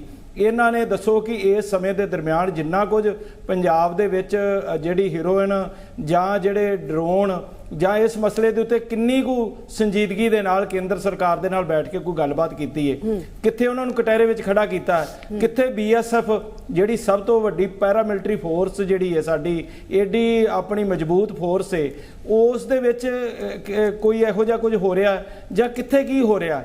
ਕਿਉਂਕਿ 3 ਤਰ੍ਹਾਂ ਦੀ ਲੇਅਰ ਹੈ। ਇੱਕ ਤੁਸੀਂ ਦੇਖੋ BSF, ਫਿਰ ਅੱਗੇ ਪੁਲਿਸ ਵੀ ਆ ਜਾਂਦੀ, ਉਦੋਂ ਪਹਿਲਾਂ ਆਰਮੀ। ਇਹ ਜਿਹੜੇ 3 ਤਰ੍ਹਾਂ ਦੀ ਜਿਹੜੀ ਸੁਰੱਖਿਆ ਦੇ ਬਾਵਜੂਦ ਪੰਜਾਬ ਹੀ ਕਿਉਂ ਨਿਸ਼ਾਨਾ ਬਣਾਇਆ ਜਾ ਰਿਹਾ? ਉਸ ਦਾ ਇੱਕ ਮੇਨ ਕਾਰਨ ਹੈ ਕਿ ਪੰਜਾਬ ਦੀ ਬੇਰੁਜ਼ਗਾਰ ਨੌਜਵਾਨ ਪੀੜ੍ਹੀ ਜਿਹੜੀ ਹੈ, ਜਿੰਨੀ ਦੇਰ ਤੱਕ ਉਹਨੂੰ ਸੰਤੁਸ਼ਟ ਨਹੀਂ ਕੀਤਾ ਜਾਂਦਾ, ਜਿੰਨੀ ਦੇਰ ਤੱਕ ਉਹਨਾਂ ਨੂੰ ਕਿਸੇ ਰੁਜ਼ਗਾਰ ਵਾਲੇ ਧੰਦੇ ਵਿੱਚ ਨਹੀਂ ਲਾਇਆ ਜਾਂਦਾ, ਉਨੀ ਦੇਰ ਤੱਕ ਦੁਸ਼ਮਣ ਜਿਹੜਾ ਹੈ, ਚਾਹੇ ਉਹ ਕੋਈ ਵੀ ਹੋਵੇ, ਚਾਹੇ ਅੰਦਰ ਹੈ ਚਾਹੇ ਬਾਹਰ ਹੈ, ਉਹ ਇਹੋ ਜਿਹਾ ਮਾਹੌਲ ਕ੍ਰੀਏਟ ਕਰਦਾ ਹੀ ਰਹੇਗਾ। ਲੇਕਿਨ ਇਸ ਦੇ ਉੱਤੇ ਕਦੇ ਆਪਾਂ ਗੱਲ ਨਹੀਂ ਕਰਦੇ। ਡਿਬੇਟ ਜਿਹੜੀ ਹੁੰਦੀ ਹੈ, ਡਿਬੇਟ ਦੇ ਵਿੱਚ ਇੱਕ ਦੂਜੇ ਨੂੰ ਐਲੀਗੇਸ਼ਨ ਲਾ ਕੇ, ਇੱਕ ਦੂਜੇ ਨੂੰ ਬਦਨਾਮ ਕਰਕੇ ਉੱਠ ਕੇ ਜਾਣਾ ਹੁੰਦਾ, ਆਪਣੀ ਖਾਨਾਪੂਰੀ ਕਰਕੇ ਕਿ ਮੇਰੀ ਪਾਰਟੀ ਬਹੁਤ ਚੰਗੀ ਹੈ, ਦੂਸਰੀ ਪਾਰਟੀ ਬਹੁਤ ਮਾੜੀ ਹੈ। ਇਹ ਜਿਹੜਾ ਇੱਕ ਸਾਂਝਾ ਮਸਲਾ ਹੈ ਪੰਜਾਬ ਦੀ ਧਰਤੀ ਦੇ ਉੱਤੇ, ਜਿਸ ਤਰੀਕੇ ਦੇ ਨਾਲ ਸਾਨੂੰ ਬਦਨਾਮ ਕੀਤਾ ਜਾ ਰਿਹਾ, ਉਸ ਬਦਨਾਮੀ ਤੋਂ ਅਸੀਂ ਕਿਵੇਂ ਬਚਾਂਗੇ ਔਰ ਕੌਣ ਕਰ ਰਿਹਾ ਹੈ, ਕਿਸ ਤਰੀਕੇ ਦੇ ਨਾਲ ਇਹਨੂੰ ਲਗਾਤਾਰ ਪ੍ਰਚਾਰਿਆ ਜਾ ਰਿਹਾ? ਔਰ ਜੇ ਇੱਥੇ ਕੁਝ ਹੋ ਰਿਹਾ ਮੈਦਾਨੀ ਏਰੀਆ ਦੇ ਵਿੱਚ, ਤੇ ਪਹਾੜੀ ਏਰੀਆ ਦੇ ਵਿੱਚ ਕੀ ਹੁੰਦਾ ਹੋਵੇਗਾ? ਗੈਲਵਨ ਦੀ ਘਾਟੀਆਂ ਜਿਹੜੀਆਂ ਨੇ ਜਾਂ ਜਿਹੜੇ ਅਲੱਗ-ਅਲੱਗ ਜਿਹੜੇ ਬਾਰਡਰ ਆਉਂਦੇ ਆ, ਉੱਥੇ ਕੀ ਹੁੰਦਾ ਹੋਵੇਗਾ? ਦੂਸਰੀ ਗੱਲ, ਜਿਹੜੇ ਜੈਮਰ ਨੇ ਉਹ ਡਿਫਿਊਜ਼ ਕਿਵੇਂ ਕਰਦੇ ਆ, ਕੀ ਨਹੀਂ ਕਰਦੇ, ਉਸ ਦੀ ਕੋਈ ਰਿਪੋਰਟ ਅੱਜ ਤੱਕ ਨਹੀਂ ਸਾਹਮਣੇ ਆਈ ਕਿ ਪੰਜਾਬ ਦੇ ਅੰਦਰ ਜਿਹੜਾ ਅੰਤਰਰਾਸ਼ਟਰੀ ਪੱਧਰ ਦੇ ਉੱਤੇ ਜਿਹੜਾ ਨਸ਼ਿਆਂ ਦਾ ਬੋਲਬਾਲਾ ਜਿਸ ਪੱਧਰ ਦੇ ਉੱਤੇ ਦਿਖਾਇਆ ਜਾਂਦਾ, ਪ੍ਰਚਾਰਿਆ ਜਾਂਦਾ, ਉਸ ਦੇ ਉੱਪਰ ਇੱਕ ਬਹੁਤ ਵੱਡੀ ਡਿਬੇਟ ਦੀ ਲੋੜ ਹੈ, ਉਹਨੂੰ ਵਿਚਾਰਨ ਦੀ ਲੋੜ ਹੈ ਔਰ ਉਹਦਾ ਹੱਲ ਕਰਨ ਦੀ ਲੋੜ ਹੈ, ਨਾ ਕਿ ਅਸੀਂ ਰੋਜ਼ ਇਸ ਤਰ੍ਹਾਂ ਬੈਠ ਕੇ ਇੱਕ ਦੂਸਰੇ ਨੂੰ ਨਿੰਦ ਕੇ ਇੱਥੋਂ ਉੱਠ ਜਾਈਏ। ਕਿਵੇਂ ਹੋਏਗਾ ਹੱਲ ਵੀ ਦੱਸ ਦਿਓ ਸਰ। ਹੱਲ ਇਹਦਾ ਇਹ ਹੋਏ ਕਿ ਕੇਂਦਰ ਸਰਕਾਰ ਜਿਹੜੀ ਹੈ ਉਹ ਆਪਣੀ ਜ਼ਿੰਮੇਵਾਰੀ ਨੂੰ ਸਮਝੇ ਔਰ ਦੁਸ਼ਮਣ ਜਿਹੜਾ ਉਹ ਹਮੇਸ਼ਾ ਅਣਹੋਣੀ ਕਰਦਾ। ਦੁਸ਼ਮਣ ਤੋਂ ਕਦੇ ਆਸ ਨਾ ਰੱਖੋ ਕਿ ਉਹ ਤੁਹਾਡੇ ਭਲੇ ਲਈ ਕੁਝ ਕਰੇਗਾ, ਤੇ ਦੁਸ਼ਮਣ ਕੌਣ ਹੈ ਉਹਨੂੰ ਮਿਥਿਆ ਜਾਣਾ ਚਾਹੀਦਾ। ਦੇਖੋ, ਸਾਡਾ ਗਵਾਂਢੀ ਰਾਜ ਜਿਹੜਾ, ਉਸ ਦੇ ਆਪਣਾ ਦੇਸ਼ ਜਿਹੜਾ ਪਾਕਿਸਤਾਨ, ਉਸ ਪ੍ਰਤੀ, ਬੰਗਲਾਦੇਸ਼ ਪ੍ਰਤੀ, ਚਾਈਨਾ ਪ੍ਰਤੀ ਸਾਡੇ ਕਿਹੋ ਜਿਹੇ ਜਿਹੜੇ ਇੰਟਰਨੈਸ਼ਨਲ ਪੱਧਰ ਦੇ ਉੱਤੇ ਸਾਡੇ ਸਬੰਧ ਨੇ, ਜਿੱਥੇ ਜਿੱਥੇ ਉਹਦੀ ਇੱਕ ਕੇਂਦਰ ਸਰਕਾਰ ਦਾ ਫਰਜ਼ ਬਣਦਾ। ਇੱਥੇ ਜੈਬੰਸ ਸਿੰਘ ਜੀ ਬੈਠੇ ਨੇ, ਇਹ ਦੱਸਣ ਕਿ ਜੋ ਪੰਜਾਬ ਦੀ ਜਵਾਨੀ ਦਾ ਐਡੇ ਵੱਡੇ ਪੱਧਰ ਦੇ ਉੱਤੇ ਘਾਣ ਹੋ ਰਿਹਾ, ਉਸ ਦੇ ਉੱਤੇ ਕਿਉਂ ਨਹੀਂ ਵਿਚਾਰਿਆ ਜਾ ਰਿਹਾ? ਸਾਡੇ ਨੌਜਵਾਨਾਂ ਦੇ 70 ਜਿਹੜੇ ਆ, ਉਹ ਤੁਸੀਂ ਦੇਖੋ ਸਰਹੰਦ ਪਾਰ ਤੋਂ ਦੁਸ਼ਮਣ ਵੀ ਸਾਡੇ ਆਉ ਲਾਈ ਜਾ ਰਿਹਾ, ਤੇ ਸਾਡੀ ਆਪਣੀ ਧਰਤੀ ਦੇ ਉੱਤੇ ਵੀ ਇੰਨਾ ਵੱਡੇ ਪੱਧਰ ਦੇ ਉੱਤੇ ਨਸ਼ਾ ਜਿਹੜਾ ਉਹ ਜਿਹੜਾ ਆ ਰਿਹਾ ਹੈ, ਉਸ ਨੂੰ ਰੋਕਣ ਵਾਸਤੇ ਕੀ ਇਹਨਾਂ ਨੇ ਵੱਡੇ ਪੱਧਰ ਦੇ ਉੱਤੇ ਕੁਝ ਕਦਮ ਉਠਾਏ ਨੇ? ਦੂਸਰਾ ਜਿਹੜੀ ਇੱਥੇ ਆਮ ਆਦਮੀ ਪਾਰਟੀ ਹੈ, ਜਿਵੇਂ ਉਹਨਾਂ ਨੇ ਕਿਹਾ ਸੀ ਆਪਣੇ ਮੇਰੇ ਸਾਥੀ ਆਪਣੇ ਗਿੱਲ ਸਾਹਿਬ ਨੇ, ਮੈਂ ਇੱਥੇ ਪਾਰਟੀ ਤੋਂ ਪਾਸੇ ਹੋ ਕੇ ਗੱਲ ਕਰਾਂਗਾ ਕਿ ਆਪਣੇ ਘਰ ਨੂੰ ਖਾਲੀ ਨਹੀਂ ਛੱਡਣਾ ਚਾਹੀਦਾ। ਤੁਹਾਨੂੰ ਇੱਥੇ ਐਡਾ ਵੱਡਾ ਮੌਕਾ ਮਿਲਿਆ, ਤੁਸੀਂ ਇੱਥੇ ਤਾਂ ਸੰਭਾਲੋ। ਇੱਥੇ ਤੁਸੀਂ 8 ਮਹੀਨਿਆਂ ਦੇ ਵਿੱਚ ਪੰਜਾਬ ਦੇ ਲਈ ਕਿਹੜੇ-ਕਿਹੜੇ ਪ੍ਰੋਜੈਕਟ ਲਿਆਂਦੇ ਆ, ਕਿਹੜੇ-ਕਿਹੜੇ ਕੰਮ ਕੀਤੇ ਆ, ਕਿੰਨੇ ਬੇਰੁਜ਼ਗਾਰਾਂ ਨੂੰ ਰੁਜ਼ਗਾਰ ਦਿੱਤਾ, ਉਸ ਦੇ ਉੱਤੇ ਤੁਸੀਂ ਕੋਈ ਇਹੋ ਜਿਹਾ ਮਾਹੌਲ ਬਣਾਓਗੇ ਤਾਂ ਜਾ ਕੇ ਗੱਲ ਚੱਲੇਗੀ। ਬਿਲਕੁਲ। रविंदर जी फोकस्ड होना पड़ेगा पंजाब के लिए, डीफोकस होके काम नहीं चलना सर। गगन जी वैसे तो बड़ी कॉन्ट्राडिक्टरी गल पीर मुहम्मद जी ने ते रूबी गिल जी ने की है।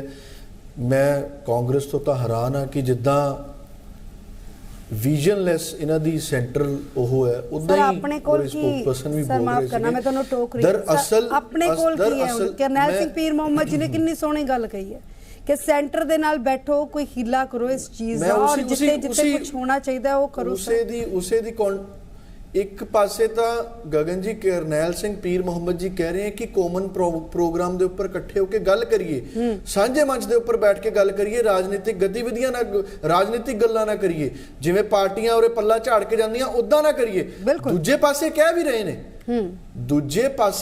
रहे ने पर जिहड़ी इस मामले सारे मामले की सीरीयसनैस है वो इहदे च है कि असीं क्यों इहो जी टैक्नोलॉजी नहीं विकसित कर सकते कि नहीं कर सकते।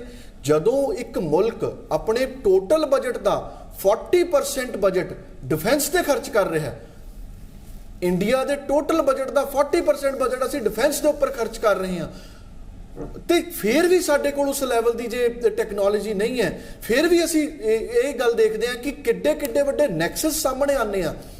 BSF दे कमांडर्स दे BSF दे जिहड़े ऑफिसर्स ने, मैं फिर गल कह रहा कुछ बंदे सारिਆਂ ਨੂੰ ਉਹ ਕਰਦੇ ਨੇ ਬਦਨਾਮ ਕਰਦੇ ਨੇ पर ਉਹਨਾਂ ਦੇ ਤੇ होर चीज़ों के नैक्सस जिदा सामने आते हैं उन्होंने उपर उहदे अंदर बड़े लैवल की करप्शन है, उहदे उपर सेंटर सरकार की गल कर रही है। इस सारे मामले नूं बैठ के नजटना चाहिए, साडी इनपुट चाहिए है, साडी इनपुट लैनी चाहिए है। पर जिस तरीके दे नाल कोझी राजनीति करी जा रही है कि आम आदमी पार्टी भाजपा के स्पोक्स पर्सन ने कहा कि आम आदमी पार्टी तो गुजरात गई हुई सी जी, नरेंद्र मोदी जी पिछले 15 दिनों तो कित्थे ने, एक दिन दे विच 7-7 रैलियां कर रहे हैं। भारत का होम मिनिस्टर कित्थे है? गुजरात दे विच है। सुप्रीम कोर्ट की कह रही है। होम मिनिस्टर किथे है? गुजरात दे विच है। सुप्रीम कोर्ट की कह रही है। सुप्रीम कोर्ट ने 12 दिसंबर दा टाइम दिता है 250 मैं सुप्रीम कोर्ट दी गल करन दे लई पंजाब सरकार नु। गगन जी सर सुप्रीम कोर्ट ने चिंता जाहिर की है कि इधर नौजवान खत्म हो जाएंगे, देश बर्बाद हो जाए। सर सुप्रीम कोर्ट ने सेंटर नू नहीं पंजाब सरकार तो जवाब मंगे है। सर पंजाब सरकार दे कोल कोई जवाब है? सुप्रीम कोर्ट ने मंगे जवाब नेशनल सरहदां दी सुरक्षा नू लेके पंजाब च नशा किवें खत्म देगी? सुप्रीम कोर्ट च जवाब देगी गगन जी। सर सुप्रीम कोर्ट ने जवाब मंगे नहीं दोगे? जदों पंजाब सरकार नू सुप्रीम कोर्ट ने जवाब मंगे, सुप्रीम कोर्ट दे विच जवाब दिता जाऊगा। पर जिहड़ी गल भाजपा दे स्पोक्सपर्सन कह रहे सीगे कि पंजाब दी सारी लीडरशिप गुजरात बैठी हुई है, नरेंद्र मोदी जी पिछले 15 दिनों तो की कर रहे हैं? 250 MP MCD इलैक्शन दे विच लाए हुए ने दिल्ली च, वो की कर रहे हैं? पिछले 15 दिनों तो होम मिनिस्टर उत्थे बैठे ने, वो की कर रहे हैं? उन्होंने नहीं संज्ञान, होम मिनिस्टर दे अंडर आंदी है नैशनल सिक्योरिटी, उन्होंने संज्ञान नहीं लेना चाहिए इस सारे मामले का। दसो हरबंस जी, जयबंस जी। ओके काफ़ी पॉइंट बहुत अच्छे पॉइंट आए हुए ने हर जगह दे विचों ते मैं कुछ चीज़ां पहले क्लैरीफाई कर दवां। एक ते जिहड़ा गिल साहब ने रफेल की गल की कि रफेल का घपला, कोई रफेल का घपला नहीं है। अगर घपला है तो मैनूं दस देण, मैनूं तो कोई पता नहीं, कोई उहदे उत्ते कोई केस नहीं चल रहा, कोई सुप्रीम कोर्ट दे विच उहदे उत्ते कोई केस नहीं चल रहा। ऐसियां गल्लां नहीं करनियां चाहीदियां। दूसरा हथियार आर्मी दे जिहड़े ने वो घट ने as compare to the gangsters, ये भी ਇਹਦੇ ਵਿੱਚ ਵੀ ਕੋਈ ਮੇਰਾ ਖਿਆਲ ਕੋਈ ਇਹਨਾਂ ਕੋਲ ਕੋਈ ਐਸੀ ਹੈ ਨਹੀਂ। ਆਰਮੀ ਦੇ ਕਿੰਨੇ ਕੁ ਸੋਫਿਸਟੀਕੇਟਡ ਹਥਿਆਰ ਨੇ, ਇੱਕ ਆਰਮੀ ਦੀ ਟੈਂਕ ਜਿਹੜੀ ਹੈ ਪੂਰੇ ਹਿੰਦੁਸਤਾਨ ਦੇ ਗੈਂਗਸਟਰਸ ਦੇ ਉਹਦੇ ਕੋਲੋਂ ਜ਼ਿਆਦਾ ਕੀਮਤੀ ਹੁੰਦੀ ਹੈ। ਐਸੀਆਂ ਗੱਲਾਂ ਨਹੀਂ ਕਰਨੀਆਂ ਚਾਹੀਦੀਆਂ। ਫਿਰ ਕਹਿੰਦੇ US ਜਾਪਾਨ ਨੂੰ ਕੀ ਪ੍ਰੋਬਲਮ ਹੈ? ਉਹਨਾਂ ਦੇ ਸਾਹਮਣੇ ਪਾਕਿਸਤਾਨ ਥੋੜਾ ਨਾ ਹੈਗਾ। ਉਹ ਤੇ ਕੁਝ ਵੀ ਕਰਦੇ, ਲੇਜ਼ਰ ਲਗਾ ਦੇ ਛੋਟੇ ਜਿਹੇ, ਉਹਨਾਂ ਦੇ ਬਾਰਡਰ ਨੇ ਛੋਟੀਆਂ, ਉਹਨਾਂ ਦੀਆਂ ਪ੍ਰੋਬਲਮਸ ਨੇ। ਮੈਕਸੀਕੋ ਦੇ ਨਾਲ US ਦੀ ਪ੍ਰੋਬਲਮ ਹੈਗੀ ਹੈ। ਤੇ ਇੱਥੇ ਤੇ ਮਤਲਬ ਅਸੀਂ ਇੱਕ ਐਸੇ ਬੰਦੇ ਦੇ ਖਿਲਾਫ ਬੈਠੇ ਹੋਏ ਆ ਜੋ ਕਿ ਸਾਡੀ ਬਰਬਾਦੀ ਦੇ ਇਲਾਵਾ ਹੋਰ ਕੁਝ ਸੋਚਦਾ ਹੀ ਨਹੀਂ। You should C the level of the enemy that you are dealing with. ਉਹਦੇ ਬਾਅਦ ਫਿਰ ਗੱਲ ਕਰਨੀ ਚਾਹੀਦੀ ਹੈ। As for as Karnail Singh ਪੀਰ ਮੁਹੰਮਦ ਜੀ ਕੰਸਰਨ ਬਹੁਤ ਚੰਗੀਆਂ ਉਹਨਾਂ ਨੇ ਗੱਲਾਂ ਕੀਤੀਆਂ। ਇਹ ਜਿਹੜਾ ਟੈਕਨੋਲੋਜੀ ਦਾ ਉਹ ਕਹਿ ਰਹੇ ਸੀਗੇ ਕਿ ਆਰਮੀ ਦਾ ਪੇਪਰ ਦੱਸ ਟੈਕਨੋਲੋਜੀ, ਆਰਮੀ ਆਪਣੀ ਟੈਕਨੋਲੋਜੀ ਕਦੀ ਨਹੀਂ ਦੱਸ ਸਕਦੀ। ਸੌਰੀ ਪੀਰ ਮੁਹੰਮਦ ਜੀ, ਕਿਉਂਕਿ ਟੈਕਨੋਲੋਜੀ ਇੱਕ ਵਾਰ ਪਤਾ ਲੱਗ ਜਾਏ ਤੇ ਫਿਰ ਉਹਦੇ ਤੋੜ ਵੀ ਆ ਜਾਂਦੇ ਨੇ। ਤਾਂ ਉਹ ਹੁੰਦਾ ਹੀ ਰਹਿੰਦਾ ਹੈ, ਪ੍ਰੋਸੈਸ ਹੁੰਦਾ ਰਹਿੰਦਾ ਹੈ। ਥੋੜੀ ਦੇਰ ਦੇ ਬਾਅਦ ਦੁਸ਼ਮਣ ਨੂੰ ਪਤਾ ਲੱਗ ਜਾਂਦਾ ਕਿ ਇਹਨਾਂ ਕੋਲ ਕਿਹੜੀ ਟੈਕਨੋਲੋਜੀ ਆਈ ਹੈ, ਉਹ ਕੋਈ ਤਰੀਕਾ ਢੂੰਢ ਲੈਂਦਾ, ਉਸ ਟੈਕਨੋਲੋਜੀ ਨੂੰ ਠੀਕ ਕਰਦਾ, ਫਿਰ ਤੁਸੀਂ ਦੂਸਰੀ ਟੈਕਨੋਲੋਜੀ ਲੈ ਆਉਂਦੇ ਹੋ। ਇਹ ਇੱਕ ਆਨਗੋਇੰਗ ਪ੍ਰੋਸੈਸ ਹੈਗਾ ਬਾਰਡਰਸ ਦਾ, ਬਾਰਡਰ ਮੈਨੇਜਮੈਂਟ ਦਾ, ਇਹ ਚੱਲਦਾ ਹੀ ਰਹਿੰਦਾ ਹੈ। ਤੇ ਬਾਕੀ ਜਿਹੜਾ ਉਹਨਾਂ ਨੇ ਕਿਹਾ ਕਿ ਡਰੱਗਸ ਦੇ ਵਾਸਤੇ ਲਾਈਜ਼ੋਨ ਕਰਨਾ ਚਾਹੀਦਾ, ਉਹ ਤੇ ਮੈਂ ਹਮੇਸ਼ਾ ਹੀ ਕਹਿੰਦਾ ਕਿ ਲਾਈਜ਼ੋਨ ਕਰਨਾ ਚਾਹੀਦਾ ਹੈ, ਕਿਉਂਕਿ ਇੱਕ ਵਾਰ ਉਹ ਲੈਂਡ ਕਰ ਜਾਏ ਤੇ ਉਹਦੇ ਬਾਅਦ ਫਿਰ ਪੁਲਿਸ ਦਾ ਕੰਮ ਆ ਜਾਂਦਾ। ਪੁਲਿਸ ਤੇ BSF ਨੂੰ ਇੱਕ ਦੂਸਰੇ ਦੇ ਨਾਲ ਬਹੁਤ ਅੱਛੀ ਤਰ੍ਹਾਂ ਕੰਮ ਕਰਨਾ ਬਹੁਤ ਜ਼ਰੂਰੀ ਹੁੰਦਾ ਹੈ। ਤੇ ਐਸ ਫਾਰ ਐਜ਼ ਜੋ ਪੀਰ ਮੁਹੰਮਦ ਜੀ ਨੇ ਕਿਹਾ ਬਿਲਕੁਲ ਸਹੀ ਹੈ, ਸਾਨੂੰ ਆਪਣੀ ਸੁਸਾਇਟੀ ਨੂੰ ਠੀਕ ਕਰਨਾ ਚਾਹੀਦਾ ਹੈ, ਆਪਣੇ ਬੱਚਿਆਂ ਨੂੰ ਡਰੱਗਸ ਤੋਂ ਹਟਾਉਣਾ ਚਾਹੀਦਾ ਹੈ। ਉਹਦੇ ਵਾਸਤੇ ਗਵਰਨਮੈਂਟ ਤੇ ਸਿਵਲ ਸੁਸਾਇਟੀ ਦੋਨੋਂ ਦੀ ਯੋਗਦਾਨ ਬਹੁਤ ਜ਼ਰੂਰੀ ਹੈ। ਉਹਦੇ ਵਿੱਚ ਸਾਡੇ ਰਿਲੀਜੀਅਸ ਲੀਡਰਸ ਦਾ, ਟੀਚਰਸ ਦਾ, ਪੇਰੈਂਟਸ ਦਾ ਯੋਗਦਾਨ ਬਹੁਤ ਜ਼ਰੂਰੀ ਹੈ। ਇਹ ਚੀਜ਼ਾਂ JNK ਦੇ ਵਿੱਚ ਅਸੀਂ ਕਰਕੇ ਦੇਖੀਆਂ ਨੇ ਸਕਸੈਸਫੁਲੀ, ਪੰਜਾਬ ਦੇ ਵਿੱਚ ਵੀ ਹੋਣੀਆਂ ਚਾਹੀਦੀਆਂ ਨੇ। ਤੇ ਸੈਂਟਰ ਦੀ ਜਿੱਥੇ ਉਹਦੇ ਵਿੱਚ ਮਦਦ ਚਾਹੀਦੀ ਹੈ, ਕਿਉਂਕਿ ਸੈਂਟਰ ਡਾਇਰੈਕਟਲੀ ਇੰਟਰਫੇਅਰ ਨਹੀਂ ਕਰ ਸਕਦਾ। ਅਗਰ ਸਾਡੀ ਕੋਈ ਮਦਦ ਮੰਗੀ ਜਾਏਗੀ ਜੰਮੂ ਕਸ਼ਮੀਰ ਦੇ ਵਿੱਚ ਜਦੋਂ ਸੈਂਟਰ ਨੇ ਸਭ ਕੀਤਾ ਹੈ, ਉਦੋਂ ਵੀ ਸੈਂਟਰ ਦੀ ਗਵਰਨਮੈਂਟ ਤਾਂ ਜੰਮੂ ਕਸ਼ਮੀਰ ਚ ਨਹੀਂ ਸੀ, ਲੇਕਿਨ ਸੈਂਟਰ ਨੇ ਕਰ ਦਿਖਾਇਆ। ਕਸ਼ਮੀਰ ਦੇ ਵਿੱਚ ਜੀ, ਕਸ਼ਮੀਰ ਦੇ ਵਿੱਚ ਡਿਸਟਰਬ ਏਰੀਆ ਐਕਟ ਲੱਗਿਆ ਹੁੰਦਾ ਹੈ, ਉੱਥੇ armed forces special power act ਲੱਗਿਆ ਹੁੰਦਾ ਹੈ, ਉੱਥੇ ਆਰਮੀ ਜੋ ਹੈ ਡਾਇਰੈਕਟਲੀ ਇਨਵੋਲਵ ਹੋ ਜਾਂਦੀ ਹੈ ਆਰਮੀ ਉੱਥੇ। ਇੱਥੇ ਡਾਇਰੈਕਟਲੀ ਆਰਮੀ ਇਨਵੋਲਵ ਨਹੀਂ ਹੋ ਸਕਦੀ ਹੈ, ਇੱਥੇ BSF ਹੀ ਇਨਵੋਲਵ ਰਹੇਗੀ। ਜਿਹੜਾ ਪੀਰ ਮੁਹੰਮਦ ਸਾਹਿਬ ਕਹਿ ਰਹੇ ਸੀ ਨਾ, ਸਭ ਤੋਂ ਅੱਗੇ BSF ਖੜੀ ਹੈ, ਪੀਸ ਟਾਈਮ ਦੇ ਵਿੱਚ ਆਰਮੀ ਖੜੀ ਹੈ, ਪੀਸ ਟਾਈਮ ਦੇ ਵਿੱਚ ਆਰਮੀ ਅੱਗੇ ਨਹੀਂ ਹੁੰਦੀ। ਆਰਮੀ ਦਾ ਇਹਦੇ ਵਿੱਚ ਕੋਈ ਰੋਲ ਨਹੀਂ ਹੈ, ਇੱਥੇ ਸਿਰਫ BSF ਦਾ ਰੋਲ ਹੈ।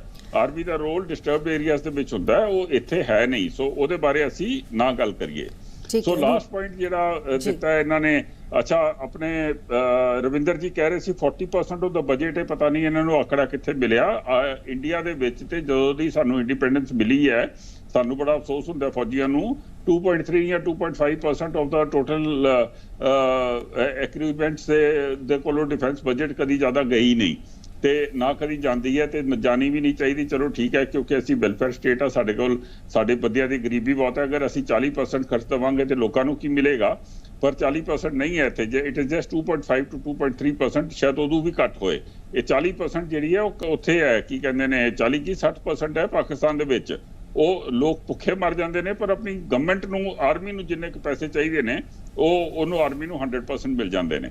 ਉੱਤੋਂ ਦੀ ਉਹਨਾਂ ਨੂੰ ਟੈਕਨੋਲੋਜੀ ਜਿਹੜੀ ਹੈ ਉਹ US ਮੁਫਤ ਦੇ ਦਿੰਦਾ ਹੈ, ਕਦੀ ਸਾਊਦੀ ਅਰੇਬੀਆ ਖਰੀਦ ਕੇ ਦੇ ਦਿੰਦਾ ਹੈ। You have to understand the problems. ਬਾਕੀ ਗੱਲ ਰਹਿ ਗਈ ਕਿ ਮੋਦੀ ਜੀ ਤੇ ਉੱਥੋਂ ਦੇ ਹੈਗੇ ਨੇ, ਗੁਜਰਾਤ ਦੇ ਹੈਗੇ ਨੇ, ਉਹਨਾਂ ਨੂੰ ਉੱਥੇ ਜਾਣਾ ਪਿਆ ਵੋਟ ਕਰਨ ਵਾਸਤੇ। Amit Shah is also firm Gujarat, ਉਹਨੂੰ ਜਾਣਾ ਪਏਗਾ ਆਪਣੀ ਹੋਮ ਸਟੇਟ 'ਚ ਵੋਟ ਕਰਨ ਵਾਸਤੇ। ਭਗਵੰਤ ਮਾਨ ਜੀ ਉੱਥੇ ਕੀ ਕਰ ਰਹੇ ਨੇ?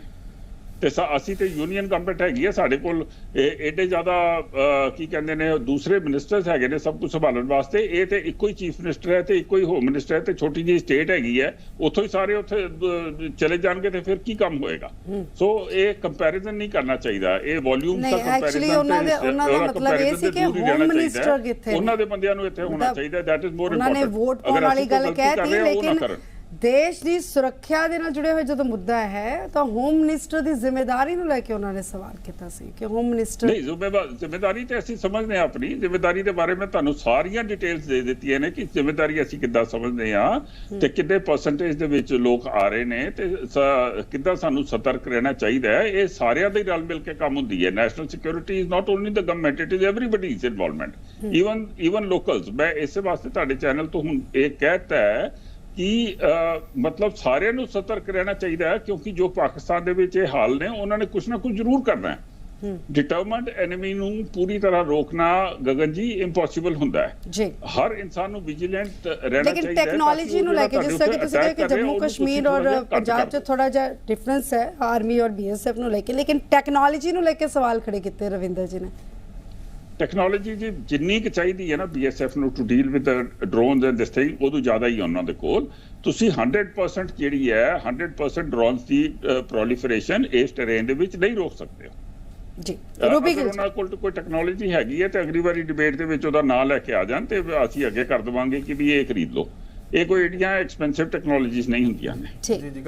ਅਸੀਂ ਇਜ਼ਰਾਈਲ ਦੇ ਨਾਲ we are working with Israel and ਹਰ ਚੀਜ਼ ਦੇ ਵਾਸਤੇ ਉਹਨਾਂ ਕੋਲ ਟੈਕਨੋਲੋਜੀ ਲੈ ਲੈਣੇ ਆ। ਅਸੀਂ ਆਪਣੇ ਆਪ ਸਾਡੀ ਬਹੁਤ ਡਰੋਨਸ ਦੇ ਮਾਮਲੇ ਦੇ ਵਿੱਚ ਸਾਡੀ ਆਪਣੀ ਸਰ ਆ ਰਹੇ ਜੈਵਲ ਜੀ, ਰੂਬੀ ਗਿੱਲ ਜੀ ਦਾ ਵੀ ਰਿਐਕਸ਼ਨ ਜੀ। ਅੱਜ ਪੰਜਾਬ ਦੇ ਲੋਕ ਦੇਖ ਰਹੇ ਆ, ਪੰਜਾਬ ਦੇ ਲੋਕ ਦੇਖ ਰਹੇ ਆ, ਇਹ ਕਹਿੰਦੇ ਹੁੰਦੇ ਸੀ ਜੀ ਕੈਪਟਨ ਸਾਹਿਬ ਤਾਂ ਮੁੱਖ ਮੰਤਰੀ ਨੇ ਜੀ ਪਹਾੜਾਂ ਤੇ ਚਲੇ ਜਾਂਦੇ ਆ, ਸੁਖਬੀਰ ਜੀ ਸੁੱਖ ਵੇਲਾ ਚਲੇ ਜਾਂਦੇ ਆ, ਫਲਾਣੇ ਕਾਂਗਰਸੀ ਉੱਥੇ ਚਲੇ ਜਾਂਦੇ ਆ, ਹੁਣ ਤੁਸੀਂ ਕਿੱਥੇ ਜਾਂਦੇ ਹੋ?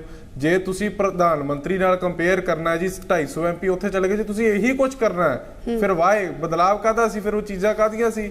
ਉਦੋਂ ਤਾਂ ਪੰਜਾਬ ਤੇ ਪੰਜਾਬੀਅਤ ਦੀ ਗੱਲ ਕੀਤੀ ਸੀ, ਭਗਤ ਸਿੰਘ ਦੀ ਗੱਲ ਕੀਤੀ ਸੀ, ਉਹ ਤਾਂ ਹਰ ਰੋਜ਼ ਮਾਵਾਂ ਦੇ ਪੁੱਤ ਜਾਈ ਜਾਂਦੇ ਆ, ਕੀ ਕੁਝ ਹੋਈ ਜਾਂਦਾ ਉਹ ਚੀਜ਼। ਅੱਛਾ, ਦੂਸਰੀ ਗੱਲ ਕਿ ਤੁਹਾਡੀ ਸਰਕਾਰ ਦੇ ਆਉਣ ਨਾਲ ਕਦੇ ਸਿੱਖ ਹਿੰਦੂ ਦੇ ਨਾਮ ਤੇ ਲੜਾਈਆਂ, ਕਦੀ ਕੀ ਕੁਝ ਅੱਜ ਵੀ ਪੰਜਾਬ 'ਚ ਚੱਲ ਰਿਹਾ। ਮੈਂ ਤਾਂ ਯੂਥ ਨੂੰ ਇੱਕ ਮੈਸੇਜ ਦੇਣਾ ਚਾਹੁੰਦਾ, ਨੌਜਵਾਨ ਹੋਣ ਦੇ ਨਾਤੇ ਗਗਨ ਜੀ, ਤੁਹਾਡੇ ਚੈਨਲ ਦੇ ਮਾਧਿਅਮ ਦੇ ਰਾਹੀਂ, ਆਪਾਂ ਬੈਠੇ ਆ ਇੱਥੇ, ਕੋਈ ਆਪਣੇ ਚੋਂ ਹਿੰਦੂ ਵੀ ਬੈਠਾ, ਆਪਣੇ ਚੋਂ ਸਿੱਖ ਵੀ ਬੈਠਾ, ਹੋਰ ਵੀ ਕਿਸੇ ਧਰਮ ਦਾ ਬੈਠਾ ਹੋਣਾ, ਕਿਹਨੂੰ ਖਤਰਾ ਇੱਥੇ? ਸਾਡੇ ਪੰਜਾਬ 'ਚ ਤਾਂ ਰੱਬ ਵਸਦਾ, ਇੱਥੇ ਕਿ ਸਾਡੇ ਗੁਰੂਆਂ ਨੇ ਸ਼ਹਾਦਤਾਂ ਦਿੱਤੀਆਂ, ਕੀ ਕੁਛ ਅਸੀਂ ਕੀਤਾ। ਨੌਜਵਾਨ ਨੂੰ ਕਲਮ ਦੀ ਲੋੜ ਹੈ, ਨੌਜਵਾਨ ਨੂੰ ਹਥਿਆਰ ਦੀ ਲੋੜ ਨਹੀਂ, ਨੌਜਵਾਨ ਨੂੰ ਵਿਜ਼ਨ ਦੀ ਲੋੜ ਹੈ, ਨੌਜਵਾਨ ਨੂੰ ਬਿਜ਼ਨਸ ਦੀ ਲੋੜ ਹੈ, ਨੌਜਵਾਨ ਨੂੰ ਐਜੂਕੇਸ਼ਨ ਦੀ ਲੋੜ ਹੈ, ਨੌਜਵਾਨ ਨੂੰ ਰੁਜ਼ਗਾਰ ਦੀ ਲੋੜ ਹੈ। ਤੁਸੀਂ ਇਹ ਸਾਰੇ ਲੋਕਾਂ ਦਾ, ਮੈਂ ਨੌਜਵਾਨਾਂ ਨੂੰ ਬੇਨਤੀ ਕਰਦਾ, ਸੋਸ਼ਲ ਮੀਡੀਆ ਤੇ ਅਸੀਂ ਵੀ ਬੜੇ ਚੱਕ ਦਿੰਨੇ ਆ ਜੀ, ਵੀ ਬੜਾ ਵਧੀਆ ਕਰੀ ਜਾਂਦੇ ਆ ਜੀ, ਐਂ ਕਰ ਦਿੰਨੇ ਆ, ਇਹੋ ਜਿਹੇ ਲੋਕਾਂ ਨੂੰ ਬੜਾਵਾ ਦਿੰਨੇ ਆ। ਅੱਜ ਪੰਜਾਬ ਨੂੰ ਇੱਕ ਚੰਗੀ ਸੋਚ ਦੀ ਲੋੜ ਹੈ ਕਿ ਇੱਥੇ ਕੋਈ ਇੰਡਸਟਰੀ ਲੈ ਕੇ ਨਹੀਂ ਆਉਣਾ ਚਾਹੁੰਦਾ, ਇੱਥੇ ਕੁਝ ਇਹ ਨਹੀਂ ਹੋ ਰਿਹਾ। ਇਹ ਸਿਰਫ ਸਰਕਾਰਾਂ ਦੀਆਂ ਨਲਾਇਕੀਆਂ ਕਿ ਜਿਹੜੇ ਇਹੋ ਜਿਹੇ ਲੋਕਾਂ ਨੂੰ ਬੜਾਵਾ ਦਿੰਦੇ ਆ। ਕੁਝ ਇਲੈਕਟ੍ਰੋਨਿਕ ਚੈਨਲ ਵੀ ਨੇ ਅੱਜ ਕੱਲ੍ਹ ਸੋਸ਼ਲ ਮੀਡੀਆ ਤੇ ਜਿਹੜੀ ਐਡੀ ਗੱਲ ਨੂੰ ਵਧਾ ਦਿੰਦੇ ਆ। ਨੌਜਵਾਨਾਂ ਦਾ ਪਿੱਛੇ ਵੀ ਇਹ ਸਾਰਾ ਕੁਝ ਹੋਇਆ, ਨੌਜਵਾਨਾਂ ਨੂੰ ਇਸ ਚੀਜ਼ 'ਚੋਂ ਕੁਝ ਨਹੀਂ ਮਿਲਿਆ, ਨੌਜਵਾਨਾਂ ਨੂੰ ਅੱਗੇ ਲਾਇਆ ਗਿਆ। ਤੇ ਇਹੋ ਜਿਹੇ ਲੋਕ ਅੱਗੇ ਲੱਗ ਕੇ ਪੈਸਾ ਖਾਂਦੇ ਹਨ, ਜਿਹੜੇ ਕਿਸੇ ਵੀ ਧਰਮ ਦੇ ਨਾਮ ਤੇ ਕਿਸੇ ਨੂੰ ਵੀ ਲੜਾਉਂਦੇ ਆ। ਉਹ ਕਿਸੇ ਵੀ ਧਰਮ ਦੇ ਹੋਣ, ਉਹ ਕੋਈ ਧਰਮ ਦੇ ਨਹੀਂ ਹੁੰਦੇ ਉਹ ਲੋਕ, ਤਾਂ ਸਿਰਫ। ਅੱਛਾ, ਫਿਰ ਡਰੋਨ ਆਉਂਦੇ ਆ ਗਗਨ ਜੀ, ਡਰੋਨ ਆਉਂਦੇ ਆ। ਡਰੋਨ ਦੇ ਵਿੱਚ ਨਸ਼ਾ ਉਹਦੇ 'ਚ ਬੰਨ ਕੇ ਭੇਜਿਆ ਜਾਂਦਾ ਜਾਂ ਹਥਿਆਰ ਭੇਜਿਆ ਜਾਂਦਾ। ਕਲੈਕਟ ਕੌਣ ਕਰਦਾ? ਅਕਸਰ ਪੰਜਾਬ 'ਚ ਆਉਂਦੇ ਆ, ਕਿਸੇ ਨਾ ਕਿਸੇ ਨਾਲ ਤਾਂ ਉਹਨਾਂ ਦੀ ਫੋਨ ਤੇ ਗੱਲਬਾਤ ਹੁੰਦੀ ਹੋਣੀ ਹੈ, ਕਿਸੇ ਨਾ ਕਿਸੇ ਨਾਲ ਤਾਂ ਟਾਈ ਅਪ ਹੁੰਦਾ ਹੋਣਾ।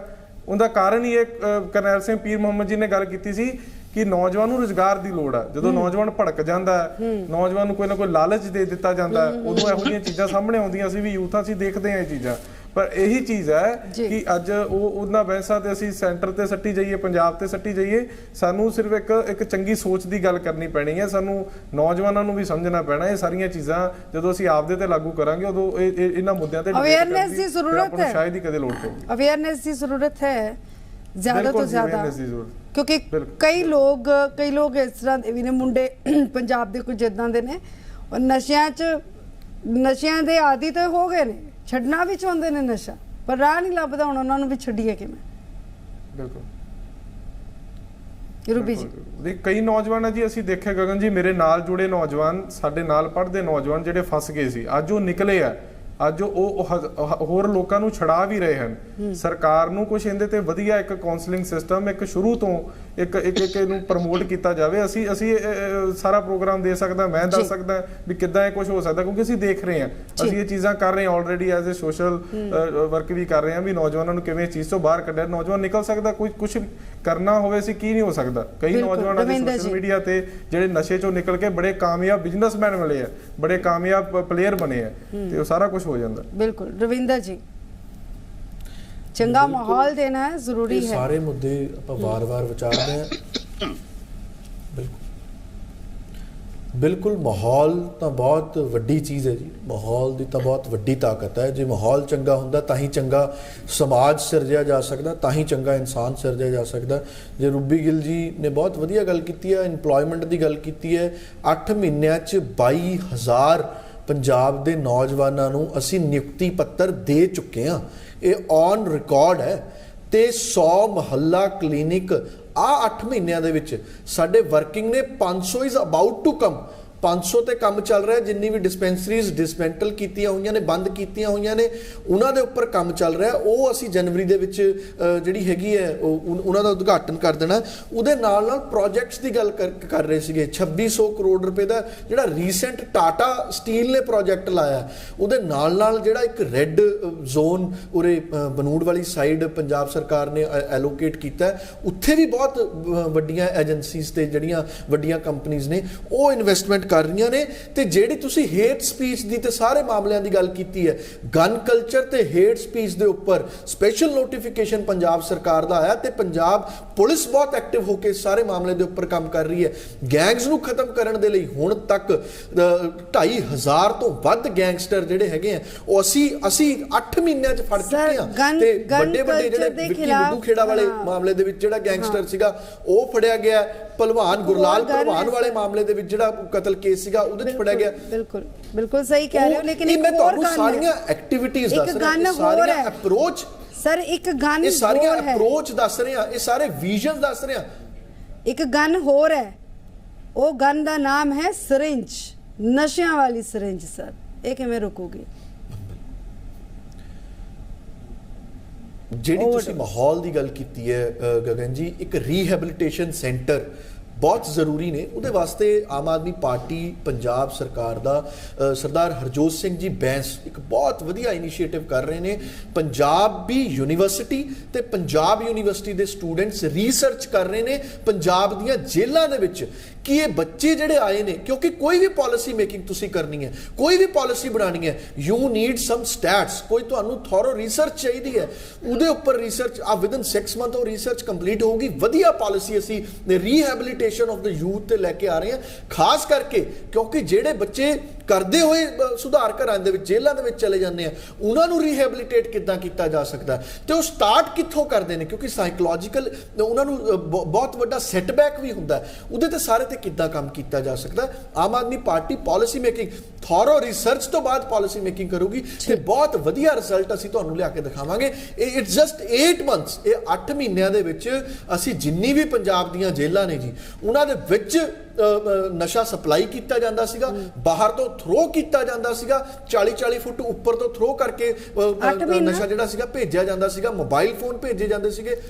8 ਮਹੀਨੇ 9 ਮਹੀਨਿਆਂ ਤੋਂ ਬਾਅਦ ਹੁਣ ਜਿਹੜੀ ਮੈਂ ਤੁਹਾਨੂੰ ਗੱਲ ਕਰ ਰਿਹਾ ਜੀ, ਉਹਦੇ ਵਾਸਤੇ ਪੰਜਾਬ ਸਰਕਾਰ ਨੇ ਕੀ ਪਾਲਿਸੀ ਬਣਾਈ ਹੈ, ਜਿੰਨੇ ਵੀ ਗੋਲਫ ਕੋਰਸ ਦੇ ਨੈਟਸ ਹੁੰਦੇ ਆ ਉਹ 40-40 ਫੁੱਟ ਉੱਪਰ ਦੇ ਪੰਜਾਬ ਦੀ ਸਾਰੀ ਜੇਲ੍ਹਾਂ ਦੇ ਪਾਸੇ ਲੱਗਣਗੇ, ਤਾਂ ਕਿ ਕੋਈ ਬਾਹਰ ਤੋਂ ਥਰੋ ਕਰਕੇ ਵੀ ਜਿਹੜਾ ਹੈਗਾ ਡਰੱਗਸ ਤੇ ਆਪਣਾ ਉਹਨਾਂ ਭੇਜ ਸਕੇ। ਇਹਨਾਂ ਗੱਲਾਂ ਤੇ ਭਰੋਸਾ ਕਰੇਗੀ ਪੰਜਾਬ ਦੀ ਜਨਤਾ। ਗਰਾਊਂਡ ਤੇ ਬੀਐਸਪੀ ਦੇ ਮਾਮਲੇ ਦੇ 24 ਘੰਟੇ ਚ ਇਨਸਾਫ ਮਿਲੂਗਾ, ਇਹ ਹੋ ਜਾਏਗਾ, ਉਹ ਹੋ ਜਾਏਗਾ, ਸਭ ਹੋ ਜਾਏਗਾ। ਲੱਗਦਾ ਹੈ ਕਿ ਭਰੋਸਾ। ਮੇਰੀ ਗੱਲ ਸੁਣੋ ਜੀ, ਇਹ ਵੇਖੋ ਫਿਰ ਇਹਨਾਂ ਨੇ ਇਹ ਦੇਖੋ, ਇਹ ਜਿਹੜੀਆਂ ਨਾ ਗੱਲਾਂ, ਕੁਝ ਇੱਕ ਦਾਅਵੇ ਤੇ ਹਕੀਕਤ, ਉਸ ਨੂੰ ਸਮਝਣਾ ਪਵੇਗਾ। ਦੇਖੋ ਇਹ ਬੇਅਦਬੀ ਦੀ ਹੁਣ ਆਪਾਂ ਗੱਲ ਕਰ ਰਹੇ ਹਾਂ। ਅੱਜ ਜਿਹੜੀ ਬੇਅਦਬੀ ਹੋਈ ਮਨਸੂਰਵਾਲ ਪਿੰਡ ਦੇ ਵਿੱਚ ਗੁਰਾਇਆਂ ਦੇ ਲਾਗੇ, ਉਹ ਤੁਸੀਂ ਦੇਖੋ ਕਿੱਡੀ ਮੰਦਭਾਗੀ ਘਟਨਾ ਹੈ। ਔਰ ਉਹ ਇਸ ਵਕਤ ਹੋਈ ਹੈ ਜਦੋਂ ਆਪਾਂ ਇੱਥੇ ਗੈਂਗਸਟਰ ਦੀ ਗੱਲ ਕਰ ਰਹੇ ਹਾਂ, ਜਦੋਂ ਨਸ਼ਿਆਂ ਦੀ ਗੱਲ ਕਰ ਰਹੇ ਹਾਂ। ਔਰ ਉਸ ਦੇ ਪਿੱਛੇ ਸਭ ਤੋਂ ਵੱਡੇ ਦਾਅਵੇ ਜਿਹੜੇ ਸੀ ਆਮ ਆਦਮੀ ਪਾਰਟੀ ਨੇ ਕਹੀ ਸੀ ਕਿ ਇਹ ਜਿਹੜੇ ਅਸਫਲ ਰਹੇ ਨੇ ਸ਼੍ਰੋਮਣੀ ਅਕਾਲੀ ਦਲ ਭਾਜਪਾ ਦੀ ਸਰਕਾਰ, ਇਹ ਕੁਝ ਨਹੀਂ ਕਰਦੇ, ਦੋਸ਼ੀਆਂ ਦੇ ਖਿਲਾਫ ਕੋਈ ਕਾਰਵਾਈ ਨਹੀਂ ਕਰਦੇ। ਲੇਕਿਨ ਇਹਨਾਂ ਨੇ ਸਾਰਾ ਨਜ਼ਰਾ ਸਾਡੇ ਤੇ ਸੁੱਟਿਆ। ਲੇਕਿਨ ਹਰਮੰਦਰ ਸਾਹਿਬ ਔਰ ਖਾਲਸੇ ਦੀ ਜਨਮ ਭੂਮੀ ਕੇਸਗੜ੍ਹ ਸਾਹਿਬ ਦੀ ਪਵਿੱਤਰ ਧਰਤੀ ਦੇ ਉੱਤੇ ਔਰ ਪੰਜਾਬ ਦੇ ਅਲੱਗ-ਅਲੱਗ ਥਾਵਾਂ ਦੇ ਉੱਤੇ ਜਿਹੜੀਆਂ ਬੇਅਦਬੀ ਦੀਆਂ ਇੰਨੀਆਂ ਘਟਨਾਵਾਂ ਹੋਈਆਂ ਨੇ, ਉਹਦਾ ਇਹਨਾਂ ਦੇ ਕੋਲ ਕੋਈ ਜਵਾਬ ਨਹੀਂ ਹੈਗਾ। ਉਹਦੇ ਵਾਸਤੇ ਇਹਨਾਂ ਨੇ ਕੀ ਕੀਤਾ ਹੈ? ਕੋਈ ਪੀਰ ਮੁਹੰਮਦ ਜੀ ਇੱਕ ਸਵਾਲ ਦਾ ਜਵਾਬ ਦਿਓ। ਦੱਸੋ। ਵੈਸੇ ਮੁੱਦਾ ਬੇਅਦਬੀ ਤੇ ਨਹੀਂ ਸੀ, ਲੇਕਿਨ ਤੁਸੀਂ ਜਵਾਬ ਦੇ ਦਿਓ। ਦੂਜੀ ਜਿਹੜੀ ਅੱਜ ਘਟਨਾ, ਰਵਿੰਦਰ ਜੀ ਕਹਿ ਸਕਦੇ ਹੋ, ਗੱਲ ਰੱਖੋ ਤੁਸੀਂ ਆਪਣੀ। ਪੀਰ ਮੁਹੰਮਦ ਸਾਹਿਬ ਅਕਿਊਜ਼ਡ ਅਰੈਸਟ ਹੋ ਗਏ, ਪਰਚਾ ਦਰਜ ਹੋ ਗਿਆ, ਜਿਨ੍ਹਾਂ ਨੇ ਕੀਤੀ ਉਹ ਅਰੈਸਟ ਹੋ ਗਏ। ਤੁਸੀਂ ਇਹ ਦੇਖੋ ਤਾਂ ਗੱਲ ਹੈ। ਮੈਂ ਤੁਹਾਨੂੰ ਕਹਿਣਾ ਚਾਹ ਰਿਹਾ, ਬਰਗਾੜੀ ਵਾਲਾ ਜਿੰਨਾ ਵੀ ਕਾਂਡ ਹੋਇਆ, ਸੁਖਬੀਰ ਬਾਦਲ ਜੀ, ਤੁਸੀਂ ਹੁਣ ਮੰਨੋ ਚਾਹੇ ਨਾ ਮੰਨੋ, ਜਿਹੜਾ ਉੱਥੇ ਪੁਲਿਸ ਜਿੰਨਾ ਵੀ ਪੁਲਿਸ ਨੇ ਉੱਥੇ ਸਾਰਾ ਆਪਰੇਸ਼ਨ ਕੀਤਾ, ਇੱਕ ਨੈਕਸਟ ਡੇ ਐਸਡੀਐਮ ਸਾਹਿਬ ਰੋਡ ਦੇ ਉੱਪਰ ਬੈਠ ਕੇ ਪਰਮਿਸ਼ਨ ਸਾਈਨ ਕਰ ਰਹੇ ਸੀਗੇ। ਸਾਰੇ ਪੰਜਾਬ ਦੇ ਪੇਪਰਾਂ ਦੇ ਵਿੱਚ ਉਹ ਖਬਰ ਲੱਗੀ ਹੈ, ਤੁਸੀਂ ਉਹਨੂੰ ਡਿਨਾਈ ਕਰੋ ਵੀ ਨਹੀਂ ਸੀਗੀ। ਤੁਸੀਂ ਮੈਂ ਇਹੋ ਹੀ ਗੱਲ ਕਹਿ ਰਿਹਾ ਕਿ ਜਿਹੜੇ 8 ਮਹੀਨਿਆਂ ਦੇ ਵਿੱਚ ਜਿਹੜੀਆਂ ਘਟਨਾਵਾਂ ਵਾਪਰੀਆਂ ਨੇ, ਕਿੰਨੇ ਕੀਤੀਆਂ ਨੇ, ਇਹਦੇ ਲਈ ਕੌਣ ਜ਼ਿੰਮੇਵਾਰ ਹੈ? ਜਿਹੜੀਆਂ 8 ਮਹੀਨਿਆਂ ਦੇ ਵਿੱਚ ਕੁਲਤਾਰ ਸਿੰਘ ਸੰਧਵਾ ਨੇ ਉਹ ਗੱਲਾਂ ਦਾ ਜਵਾਬ ਦਿਓ। ਬਰਗਾੜੀ ਮੋਰਚੇ ਤੇ ਬੈਠੇ, ਉੱਥੇ ਪਹੁੰਚਦਾ ਬਰਗਾੜੀ ਮੋਰਚੇ ਤੇ ਬੈਠੇ ਪ੍ਰਦਰਸ਼ਨਕਾਰੀਆਂ ਦੇ ਨਾਲ ਵਾਅਦਾ ਕੀਤਾ ਸੀ ਕੁਲਤਾਰ ਸਿੰਘ ਸੰਧਵਾ ਨੇ ਕਿ 29 ਨਵੰਬਰ ਤੱਕ ਇਨਸਾਫ ਮਿਲ ਜਾਏਗਾ। ਉਹ ਤੋਂ ਬਾਅਦ ਨਜ਼ਰ ਹੀ ਨਹੀਂ ਆਏ। ਹੁਣ ਐਸਆਈਟੀ ਕਿੰਨੀ ਹੋ ਗਈ? 5 ਦਸੰਬਰ ਹੋ ਗਈ। ਉਹ ਹੀ ਨਾ ਦਾਅਵੇ ਕਰੀ ਜਾ ਰਹੇ ਆ ਨਾ, ਦਾਅਵਿਆਂ ਨਾਲ ਗੱਲ ਥੋੜਾ ਚੱਲੇਗੀ। ਉਹਨਾਂ ਪ੍ਰੈਕਟੀਕਲ ਹਕੀਕਤ ਕਿੱਥੇ ਆ, ਉਸ ਗੱਲ ਕਰੋ। ਮਾਨ ਸਾਹਿਬ ਨੇ ਰਿਪੋਰਟ ਲੈ ਲਈ, ਉੱਥੇ ਕਾਰਵਾਈ ਸ਼ੁਰੂ ਹੋ ਗਈ ਹੈ। ਤੁਸੀਂ ਦੇਖੋ ਵਾਰ-ਵਾਰ ਚਲੋ ਆਪਾਂ ਨਸ਼ਾ ਤੇ ਗੱਲ ਕਰ ਲਈਏ ਵਾਪਸ। ਅਸੀਂ ਤਾਂ ਸ਼ੁਰੂ ਤੋਂ ਕਹਿੰਦੇ ਆ ਰਹੇ ਹਾਂ ਕਿ ਦੋਸ਼ੀ ਲੱਭੋ ਤੇ ਉਹਨਾਂ ਨੂੰ ਸਜ਼ਾਵਾਂ ਦਿਓ। ਜਿਹੜਾ ਅੱਜ ਦਾ ਮੁੱਦਾ ਹੈ, ਬਿਲਕੁਲ ਉਹਦੇ ਤੇ ਵੀ ਆਪਾਂ ਗੱਲ ਕਰਾਂਗੇ। ਉਹਦੇ ਤੇ ਕਿਸੇ ਹੋਰ ਦਿਨ ਆਪਾਂ ਡਿਬੇਟ ਰੱਖ ਲਾਂਗੇ, ਬੜੀ ਲੰਬੀ ਚੌੜੀ ਡਿਬੇਟ ਬੇਅਦਬੀ ਦੇ ਮਾਮਲੇ ਤੇ। ਲੋਕਾਂ ਨੇ ਪੰਜਾਬ ਨਸ਼ਿਆਂ ਤੇ ਆਪਾਂ ਨੂੰ ਹੁਣ ਕੀ ਕਰਨਾ ਸਰ? ਆਪਣੇ ਕੋਲ ਹੁਣ ਕੀ ਪਲਾਨ ਹੈ? ਮੈਂ ਤਾਂ ਹਮੇਸ਼ਾ ਪੁੱਛਦੀ ਹਾਂ, ਆਪਣੇ ਕੋਲ ਐਕਸ਼ਨ ਪਲਾਨ ਕੀ ਹੈ ਸਰ? ਆਪਾਂ ਸੈਂਟਰ ਤੇ ਨਹੀਂ ਸਿੱਟਣਾ, ਆਪਾਂ ਕਿਸੇ ਤੇ ਨਹੀਂ ਸਿੱਟਣਾ, ਆਪਣੇ ਕੋਲ ਕੀ ਐਕਸ਼ਨ ਪਲਾਨ ਹੈ? ਵੇਖੋ ਇਹਨਾਂ ਨੂੰ ਇਹ ਚਾਹੀਦਾ ਹੈ, ਵੇਖੋ ਮੈਂ ਫਿਰ ਦੁਬਾਰਾ ਗੱਲ ਦੁਹਰਾਵਾਂਗਾ, ਇੱਛਾ ਸ਼ਕਤੀ ਤੋਂ ਬਗੈਰ, ਵਿਲ ਪਾਵਰ ਤੋਂ ਬਗੈਰ ਕੋਈ ਕੰਮ ਨਹੀਂ ਹੁੰਦਾ। ਔਰ ਤੁਸੀਂ ਦੇਖੋ ਸੈਂਟਰ ਤੇ ਪੰਜਾਬ ਸਰਕਾਰ ਆਪਸ ਵਿੱਚ ਬੈਠ ਕੇ ਕੋਈ ਆਪਣਾ ਮਾਸਟਰ ਪਲਾਨ ਬਣਾਉਣ, ਕੋਈ ਤਰੀਕਾ ਬਣਾਉਣ ਔਰ ਪੰਜਾਬ ਦੀ ਜਵਾਨੀ ਨੂੰ ਰੁਜ਼ਗਾਰ ਦੇਣ। ਪੰਜਾਬ ਦੇ ਨੌਜਵਾਨ 22,000 ਕਹਿ ਰਹੇ ਆ ਨੌਕਰੀਆਂ, ਉਹ ਕਿੱਥੇ ਦਿੱਤੀਆਂ? ਰਵਿੰਦਰ ਜੀ ਇੱਕ ਰਿਐਕਸ਼ਨ ਸਰ। ਆਮ ਆਦਮੀ ਪਾਰਟੀ ਦਾ ਕੋਈ ਵੀ ਨੁਮਾਇੰਦਾ ਡਿਬੇਟ ਦੇ ਵਿੱਚ ਬੈਠਦਾ ਔਰ ਕਿਸੇ ਵੀ ਮੁੱਦੇ ਤੇ ਜਦੋਂ ਗੱਲ ਹੁੰਦੀ ਹੈ ਹਮੇਸ਼ਾ ਇਸ ਪੁਆਇੰਟ ਤੇ ਆ ਕੇ ਖੜ ਜਾਂਦੀ ਹੈ ਗੱਲ ਕਿ ਸੈਂਟਰ ਔਰ ਪੰਜਾਬ ਸਰਕਾਰ ਇੱਕ ਟੇਬਲ ਤੇ ਬੈਠਣ ਮਸਲੇ ਦਾ ਹੱਲ ਕਰਨ। ਸਰ ਇਹ ਇਸ ਤੋਂ ਅੱਗੇ ਗੱਲ ਵੱਧਦੀ ਨਹੀਂ, ਫਿਰ ਇਹਦੇ ਤੇ ਕੋਈ ਜਵਾਬ ਵੀ ਨਹੀਂ ਆਉਂਦਾ ਆਮ ਆਦਮੀ ਪਾਰਟੀ ਦੇ ਕਿਸੇ ਨੁਮਾਇੰਦੇ ਦਾ। ਟੇਬਲ ਤੇ ਬੈਠਣ ਚ ਕੀ ਇਤਰਾਜ਼ ਹੈ ਸਰ? ਜਿਹੜੇ ਡਿਪਲੋਮੈਟਿਕ ਰਿਲੇਸ਼ਨਸ ਹੁੰਦੇ ਆ ਆਪਣੀ ਰਾਜਨੀਤਿਕ, ਗਗਨ ਜੀ ਇਹ ਮੈਂ ਇਹਨੂੰ ਕਰੈਕਟ ਕਰਦਾ ਜੀ, ਇਹ ਮੈਂ ਕਰੈਕਟ ਕਰਨਾ ਚਾਹੁੰਦਾ।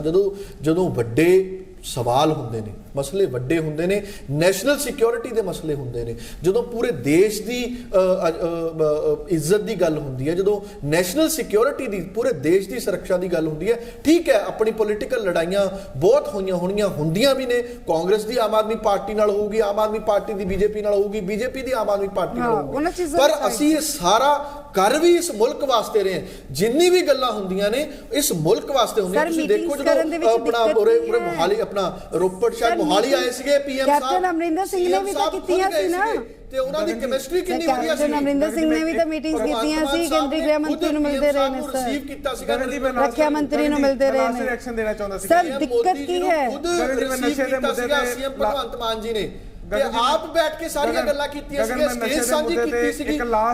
ਠੀਕ ਹੈ ਰੂਪੀ ਜੀ ਕੁਝ ਕਹਿਣਾ ਚਾਹੁੰਦੇ ਹੋ? ਲਾਸਟ ਮਿੰਟ ਹੈ ਸਰ। ਜਿੰਨੀਆਂ ਗੱਲਾਂ ਆਪਾਂ ਉਰੇ ਬੈਠ ਕੇ ਬ੍ਰਦਰ ਪਲੀਜ਼ ਰਵਿੰਦਰ ਜੀ, ਲਾਸਟ ਮਿੰਟ ਇੱਥੇ ਬੈਠ ਕੇ ਵੀ ਕਰ ਰਹੇ ਹਾਂ ਇਸ ਮੁਲਕ ਵਾਸਤੇ। ਰਵਿੰਦਰ ਜੀ ਮੇਰਾ ਲਾਸਟ ਰਿਐਕਸ਼ਨ ਆ ਪਲੀਜ਼। ਰਵਿੰਦਰ ਜੀ ਦੇਖੋ, ਪੰਜਾਬ ਦੇ ਵਿੱਚ ਪੰਜਾਬ ਦੇ ਲੋਕ ਦੇਖ ਰਹੇ ਆ, ਗਲੀ ਗਲੀ 'ਚ ਸ਼ਰਾਬ ਦੇ ਠੇਕੇ ਆ, ਸਾਰਾ ਪੰਜਾਬ ਸ਼ਰਾਬ ਨਹੀਂ ਪੀਂਦਾ। ਮੈਂ ਕਹਿੰਦਾ 80%